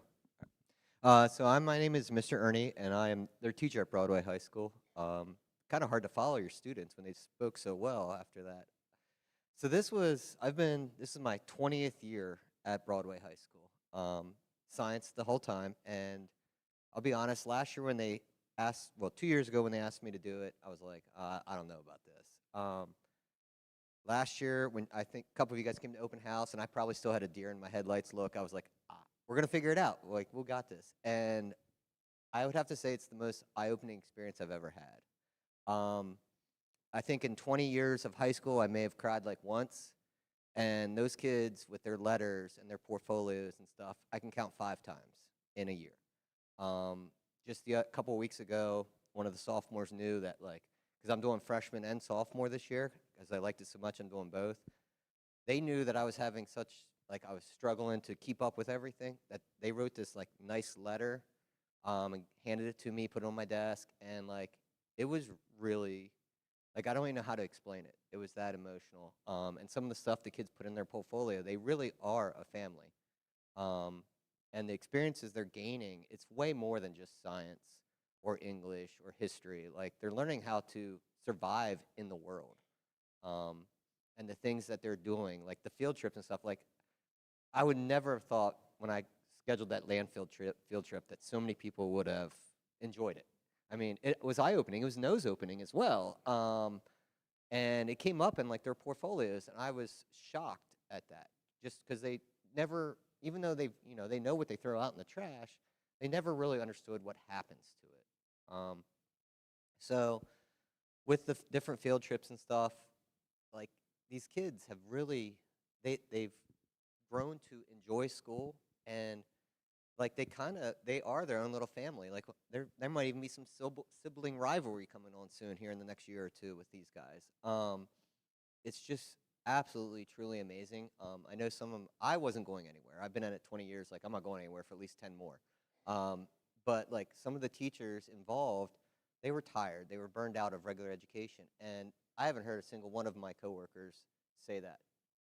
I mean, might be tired, but not ready, not because of education or anything like that. And it really has brought joy to them. If there is a way, like, in the future, like, this is the way I always envisioned school should be. And it would be really, it's been really beneficial to me, to the students. I never would have thought I would have those connections with kids.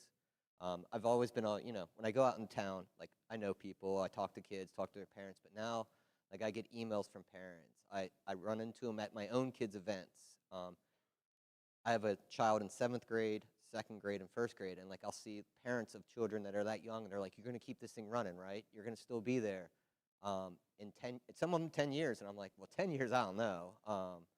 But, it's a really great opportunity, and we are very blessed in the county to be given this. So, all right.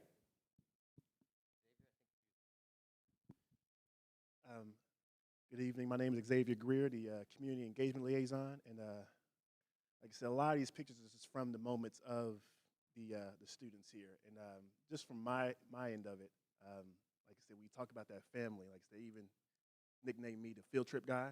I guess that's a little bit easier than say a Community Engagement Liaison, so I give them that one. But like I said, what I enjoy about it is that not only is this program built for our students, it's built by our students. Like Dr. Hadley may have touched on, like I said, we do these surveys, we do these things where we're asking the kids, what is it that you want to learn? What is it that you want out of your educational experience? Because this is for you. We want to push you out there so that you have the tools needed to be able to succeed in the world. Like I said, a lot of these kids, when they come into their high school experience, like the students that spoke, it's like I come into high school and I'm so worried about what's 9th grade going to look like, what's 10th grade, where they don't really think about, well, after 4 years, what does life look like, right? And so we're preparing them for what's kind of how to kind of attract those, what President Smith from JMU stated, like the coin is power skills, not soft skills. Like we like to say communication, collaboration, that team building, we call those soft skills. Those are skills that are not only needed within the learning process, those are skills needed within life. And so just kind of allowing the students to be able to have these experiences, not only build the learning that the teachers are looking to enhance from the classroom to out of the classroom now, but now they're enhancing on those life skills that will benefit them in the future. And I'm sure, like I said, not only Mr. Ernie, but a lot of teachers can kind of attest to is that you don't really get to see the impact of the learning of that goes on from a trip to the ropes course or from a trip to the landfill or to JMU to look at the different forms of solar energy or electrical energy until you get back into the classroom and they're bringing up those moments, they're reflecting those moments within their portfolio and expanding on them and how that kind of impacted the way that they view just what's in their backyard, right? Like I said, a lot of kids look at taking the trash out, but they never know where that goes after the trash truck gets dropped down the road, right? And so it's just kind of understanding how these moments not only impact their learning, but impact their lives, and kind of not only creating better students, but better people as well. So.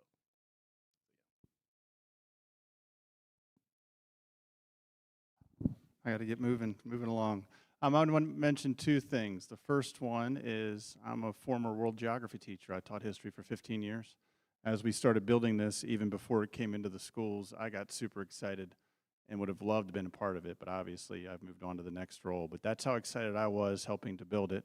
Second thing, and Elise kind of prompted this, which you didn't think you did, but she talked about new student coming in and being welcomed by a family, and we're experiencing that this year with a teacher. I had a veteran teacher do an excellent job last year. She relocated to a different state.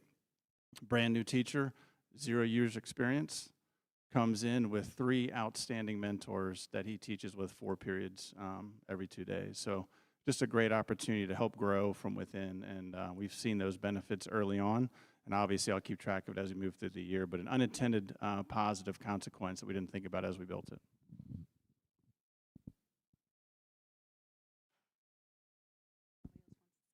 So those are some highlights. The pictures keep going on, but at the end of the day, we just wanted to say thank you for this opportunity. Thank you for giving us this space and this time to do something outside of the box. I think that it's clear amongst the people here, and there are a lot of other voices out there that are not present tonight.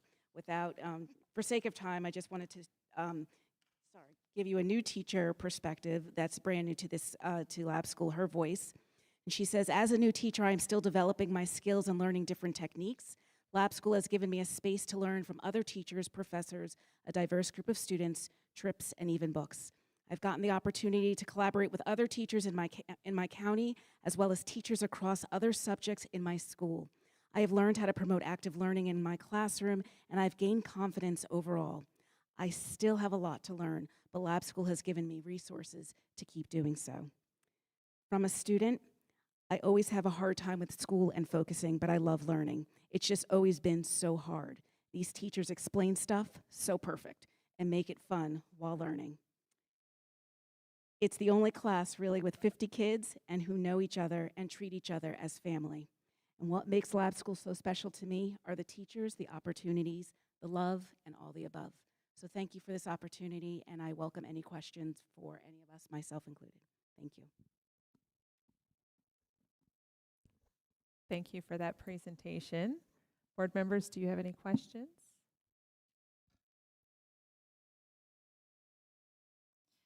When you talk about curriculum development in the 9th grade lab school and then continued curriculum development in the 10th, and we talk about this inquiry, research, honors, what are your sources for curriculum development for that? That's a great question. The primary resource are the standards. We use all the standards that they have to learn from the VDOE. That's our starting point. That's our foundation. We take all the standards, we look at them, we look at how they connect with each other, and then we take what students' interest is, take the standards, combine it all, and then figure out a way to overlap the curriculum or the content so that it makes sense. So we're able to go deeper into the content and into the standards than if we were just teaching them in isolation. So the foundation of where we're getting everything from are the state standards. As far as the inquiry, we actually used Tammy Stone had a syllabus. It's been done in Rockingham County, and we used that as our premise. That was our foundation. And then we just kind of expanded on that. We talked for hours with her about how we can infuse it into our curriculum and make it very hands-on and project-based, including project-based learning. And we were able to go deeper. So that's the foundation of everything that we do. So all the kids are getting the same SOL, same standards that they would in a traditionally taught class. It's just the delivery of it. That's all that's different. Right, I understand. And just thinking about that in SOLs, Dr. Shiflett, is there a way that we are looking at, or that we will be able to in the next year or 2 or 3, how these students are doing on their SOLs? What are their results as compared to the students that are not in the lab school? Is there any way that we're able to track that? Yes, absolutely. So this year at Broadway and East Rock, we're doing biology. So that is a sort of the new gatekeeper, if you will, for high school graduation. So we see how those students do compared to their peers. And then we can also track them. And I know JMU is doing an excellent job of collecting student achievement data and trying to measure those things because, you know, at the end of the day, people want to know, does this work? Right. Right? And so I think that's trying to glean that information. And obviously, social science data, sometimes it's hard to, you know, determine what is the, you know, is it a correlation, causation, what have you. But definitely we can keep tabs on the students who participated in this. And I don't know what all, maybe at some other point they can come back and talk about some of the data they've already gathered and what they plan to continue gathering as we move forward through this process. So that's exactly what the purpose of the data lab is. It's to collect that data. Because we started it last year, we thought we would have more of a concrete, but it was really more of a collection of a baseline. And so we'll have more comparative data for you probably around January. Because we do surveys, we've done some midpoints, we're looking at assessments before, midway, and the end. We'll obviously have the SOL, the biology SOL. The database is set up so that it can compare not just the cohort, but also the cohort in comparison to the entire population within the school and across the county. So that's data for Rockingham County. Also, we're looking at in ninth grade, they do IDMs instead of SOLs for the world geography. And this is very, I don't have the concrete to back it up. It was just a conversation with one of the teachers at one of the schools, and he already did look at the data, and he said that the scores were higher as comparative to other students within the school. We were talking about that in one of our team meetings the other day. I don't have concrete to back that up, but that was a qualitative response from a teacher. So that's the data that we're going to be able to be very concrete and succinct about delivering to you all. This is also the VDOE asks us to share the results of every school year. There was a report, I shared it with Dr. Shiflett and Donna Abernathy. It's 74 pages. I am more than happy to share it with you. And it shows some of the baseline data that was reported because we did report it to the VDOE. Every year we have to report these results because they're the ones that are funding this particular initiative. They're also wanting to see it, not even just our constituents here, but also the state. If this is working, if this is something that we can really, really pivot on, we have to have the data to back it up, hence the data lab. Thank you. I would love to see that report. I would love to share it with you. I would too. Thank you. I could send it to your directory, or Dr. Shiflett has it as well. Sure. Thank you. Anything else, board members? Thank you, lab school team, for coming and presenting tonight. We do appreciate it. Thank you for your time. time. Thank you for sharing.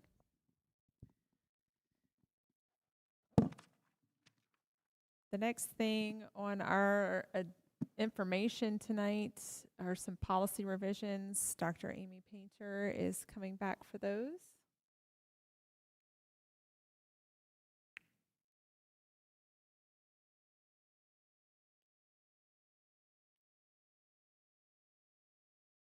Tricky all night. Good evening again. I made myself a Cliff's Notes version since this was handed to me this afternoon. But we have 4 policies up to be revised for informational tonight and hopefully to be acted upon the October 13th meeting. The first policy, JO, student records. It's moving from VSBA to a SBMA policy. It would add a section on confidentiality of specific situations, such as address confidentiality and foster children. Policy JRCA, school service providers' use of student personal information. It's moving from VSBA to SBMA. It adds the definition of a school-issued device and school technology provider. Differences I found is that it states that all student personal information is deleted. It adds limits to providers from accessing or monitoring students on devices. It adds a provision to allow RCPS to access and monitor the devices. Policy JEC, school admission. It's changing from VSBA to SBMA. It adds part about students of service members, and then a special power of attorney for non-custodial parents. And then because of that policy, if you choose to revise it, there would be a new policy added, SBMA policy JECAA, admission policy for children of active duty military, because we have no current policy, and that is actually mentioned in policy JEC if you adopt the SBMA version.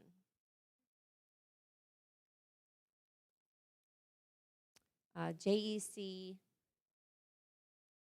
would be a new policy. Board members, do you have any questions for Dr. Painter? Okay, maybe we just need more time to ruminate on them. Thank you. Board members, the next item for information is our field trip policy, IICA. I requested to have it put back on for information. I left draft A and draft B on there for information, even though I don't think any of us are looking at draft A anymore. Is that correct down the table? Yes, no, maybe so. We're not sure. From A to B is where we're at.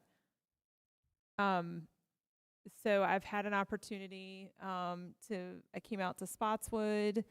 Miss Laura met me there. We met with CTE teachers from the East End and fine arts teachers as well. And then Miss Burgoyne met teachers at Broadway with Miss Laura. And Miss Laura also, she was busy. She went to all of them. She also, I was unable to get to the TA side of things, and so Miss Laura was there as well. I just wanted to share that I think a lot of the questions and concerns that we had are kind of on an administrative end, things that are for Dr. Shiflett and his team to kind of sort out and work out.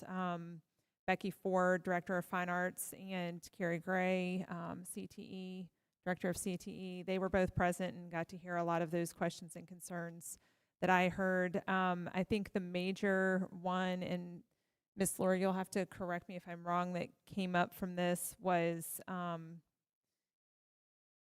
the draft B wording of when chaperone names are to be given out to parents. There's a suggestion that we change it that the names of the required overnight chaperones must be distributed to parents, guardians, either on the field trip permission slip or on a supplementary material sent home a minimum of 2 weeks in advance of the trip. And so I think that's a reasonable request for me. I just wanted parents to be aware of who the chaperones are in advance of the trip. I think it's probably best practice to say as best as you can who the school personnel are going to be in advance of that trip. I think the more information you can give parents to make a good decision about that trip, the better it is. But I certainly understand that sometimes you need to know, do I have 8 kids attending this or do I have 16? And that changes the number of chaperones that you may or may not need to gather up for such a trip. So that was one I think significant concern on wording. Ms. Laura, did you want to add anything? Just that the way B is written, going from 8 to 16 doesn't really change the number of chaperones because we're having 2 chaperones, a minimum of 2 chaperones. But if you go, and the reason, Ms. Myers and I discussed it a little bit earlier, the reason it's laid out the way it is, it's a 1-to-8 ratio with a minimum of 2 chaperones. So if you've got 24 students going, you only need 3 chaperones because 1-to-8. You don't need 6. You don't need 6. Yeah. Right. And that's what that chart is, the chaperone ratio. Right. Yeah. And another thing that came up at most of our meetings was that lone student. And some of our CTSOs have state officers, and we're still kind of talking about how to possibly deal with that. If you've just got one student going to Virginia Beach to a conference, what do you do about that? And I think we're still kind of discussing that, right? Yes. I also would say that a lot of our CTE I will just say our teachers are phenomenal. They will bend over backwards getting kids to conferences and to whatever competitions. I'm just amazed at how very busy they are. I learned some of them, it's not necessarily during the summer when it makes sense to have a 10.5-month contract or 11-month contract. Some of these things are happening. They leave school on a Friday, travel, they're there all weekend, they come home on a Sunday evening and just hit the ground running again. So a lot of our teachers are, it's just incredible the amount of work that they do. I would also, though, say that one of the things that continues to come up is, when you take just one kid or 3 kids on a competition, that means that teacher is absent for a day of instruction, and there are however many children at school still, they're with a sub, or maybe not with a sub because we couldn't get a sub. So I would also just say and encourage to families that that's a really hard thing to ask our teachers to always be the sole chaperones, and so sometimes in my opinion, we might need some help from parents in chaperoning some of these trips. So anyway, and board members, do you have any other thoughts or adjustments you'd like to see? One thing that was brought up, well, I have a few things here, and that's why I sort of was iffy about taking the gender piece out of it, was the question came up, if we take that piece out, are we okay with 2 male chaperones with 1 female? Like, it's almost like culturally, like we don't think about it if it was a boy with 2 female teachers, but what if it's the other way around? And I don't know if that's something that we need to think about. I would recommend that we maybe put the policy B in and then collect that data and see how often we're having like 2 males or 2 females on a trip and see what the data shows us. Okay. That would be my recommendation. Okay, and then when it's like one-on-one with the state advisor, I don't know, I have both these written down, but does it need to be male with male and female with female? And I guess it wouldn't if we go with B. Okay. And I think when parents are giving permission and they're aware, they're aware. Okay, and then when do the 2 chaperones need to be there? Meaning, do the 2 chaperones need to be from the point that they leave the school or wherever and go to, or can one show up and they drive separately? We had that do they have to question be there as upon well. arrival? Mm-hmm. I think if you've got, this is my opinion, but if you've got schools, multiple schools from our county going to the same location, I would think we're doing some form of carpooling just simply from the standpoint of cost and mileage and vehicle use. And maybe, it doesn't make as much sense for Broadway and East Rock to carpool, but we need to know how many times that's actually an issue and ask why we're not sharing car rides maybe.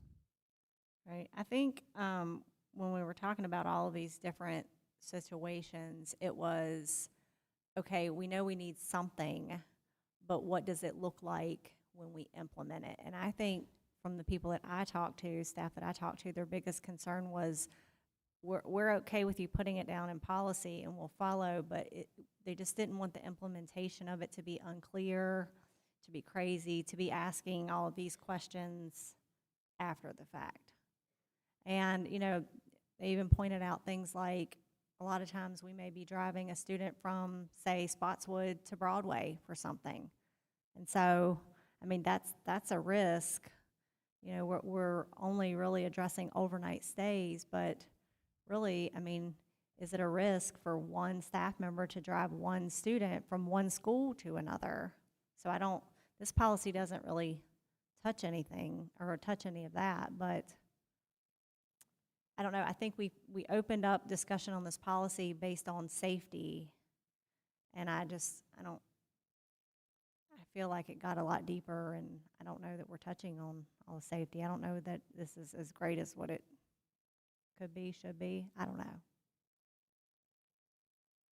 I just want to be in a better place when we end this than where we were, and I don't want our staff to be crazy from it. And gosh, I guess it's going to be on you, Dr. Shiflett, to that was the part, was like we're fine with policy, whatever you say, but like we just want to be clear. So I trust you.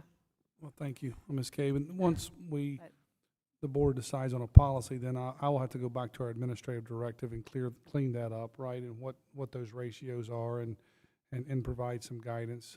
I just want to, you know, from my perspective, I just want to make sure I have a clear understanding of the board's desire and what we're trying to accomplish here. And I know there's just so many nuances to it, right?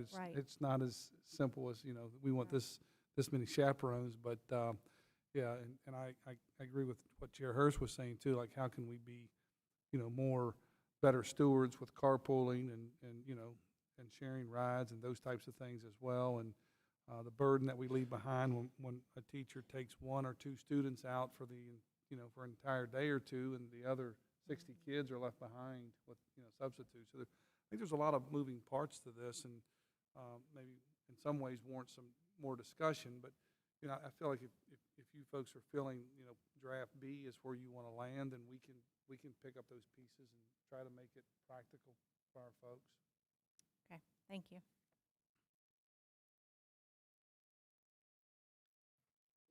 So board members, what would you like to do with this piece? How would you like to proceed? Do you want me to do you want me to put it on the agenda for the next meeting for action, draft B? One thing to consider is to pass it, but post-date it for implementation to like January 1 or something like that, or February 1 That was or fully something my like that. intention. If it had been on, and I'm sorry I interrupted you, but That's okay. if it had been on for action tonight, I was going to make the motion for the policy to be effective January 1, 2026. And then also, just to give you a little bit more information, I had some free time a couple weeks ago, so I kind of roughed out a field trip chaperone video script that I have sent to the executive team that kind of gives me, because I've gone on a lot of overnight trips, so I kind of know what we need to know, and my vision is that this will help support our teachers, and this will help let the parents, things that I didn't know, and it's taken me years to figure out. And then I've also had training through 4-H, and I leaned into their 4-H some. Yeah, I leaned into their training and kind of got the pieces that I think that parents need to know when chaperoning these events. And then I was going to save this for my highlights, but last week, not yesterday, but the weekend before, I wound up going to the Big E with the FFA and discovered, oh wait, I left out something. So there's still some things, and I think it's just going to have to evolve. I think this is a good first step, and we just need to kind of live with it and see what needs to be added and how we need to make it work for our community. But this is a good first step. And policies are living, breathing things. So we can change them as we go along, but I do think we need to just give our teachers a little bit more support, and the parents as chaperones, because there were lots of things I didn't know and when I first started doing things, and these are things that are critical for people to know. I can help better support teachers knowing these things. So I think that part is going to be critical, and I think it's going to be really supportive to our teachers.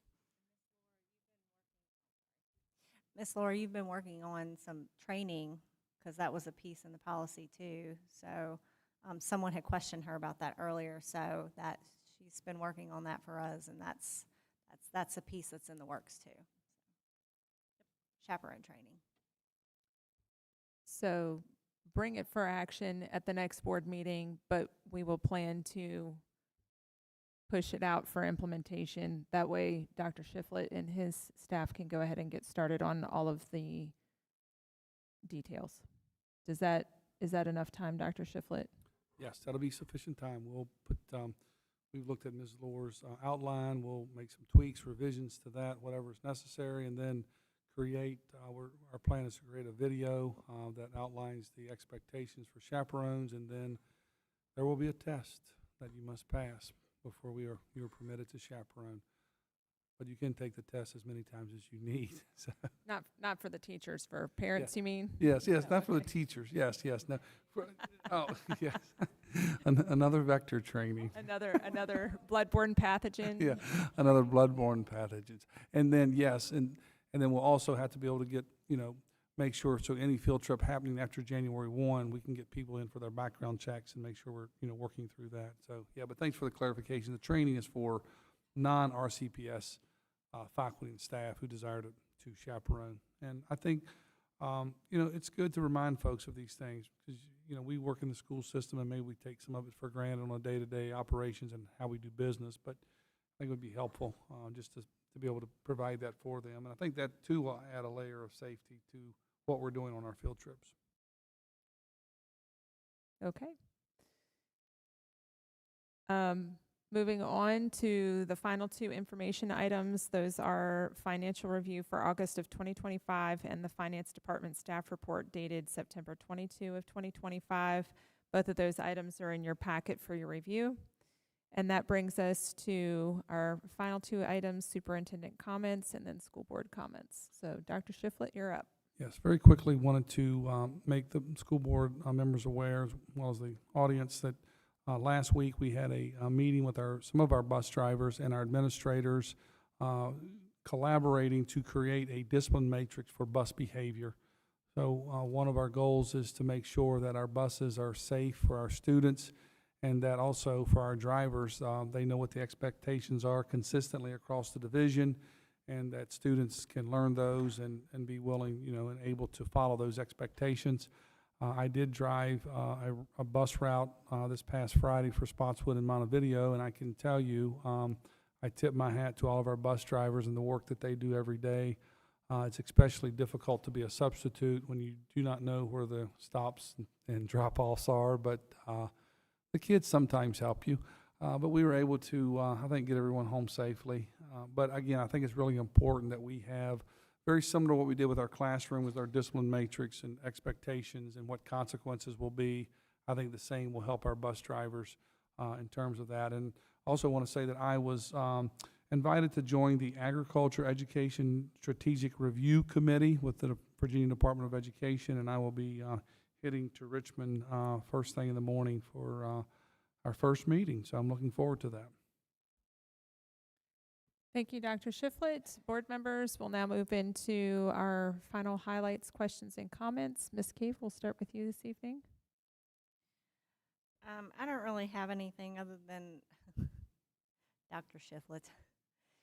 We've had some complaints about rooms again, and the app. And I know we had a student come a while back and saying some things, but I spoke with staff member over the past couple weeks, and it sounds like it's still really hard to, I don't want to say navigate, but I think specifically one thing that we talked about that day was, that it's constantly needing updates, and like they were just sort of showing me around in it and how, it was like the first name, last name, like wasn't visible for them. They had to go into this and go into that record to figure out which parent they're talking about, and so like it just, is that something that's going to improve with rooms? Is rooms the best option? I know we explored other options.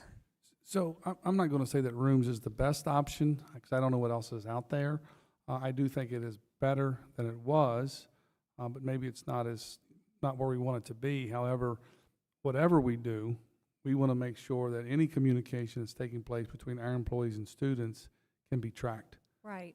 And so that is a huge layer of safety that I'm not going to forego and say, that's okay, you go ahead and just use whatever platform you want where we don't have access.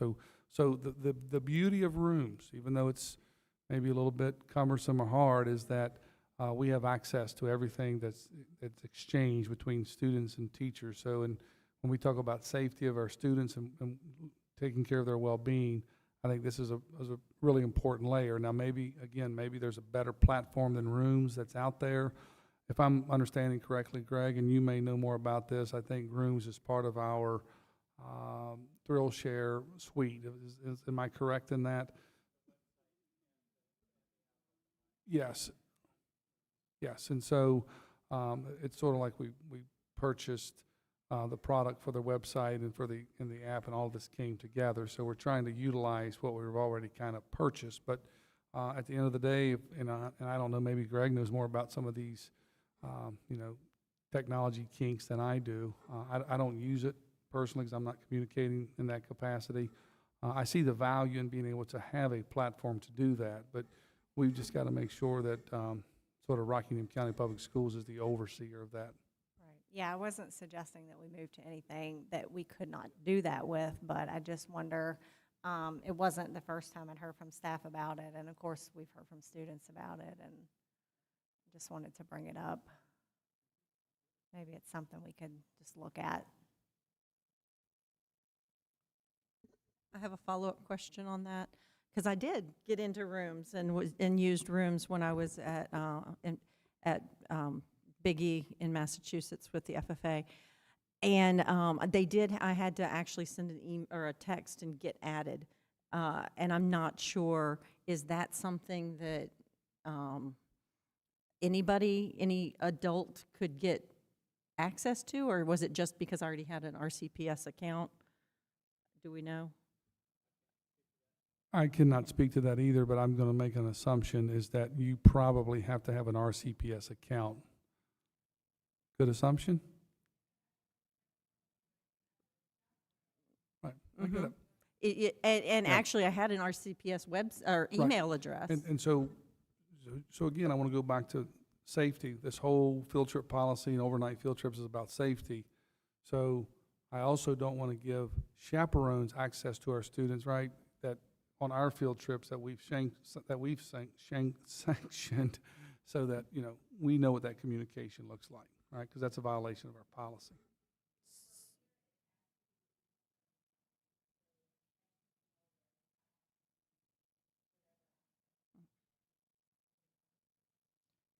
And since I was not a parent of any of those students, I had to get special permission to get added. But it's critical that chaperones are involved in that communication, because it's often communication like everybody meet at the bus at 8:30. And if I don't know to meet at the bus at 8:30, then. But shouldn't the chaperone be with a student who gets that information? Like, where's the chaperone off shopping, and then Well, if I'm in my bed. I would also say that the as a chaperone, I would expect there would be maybe like a texting group, because you can Yeah, do that we since can't you're all text. adults.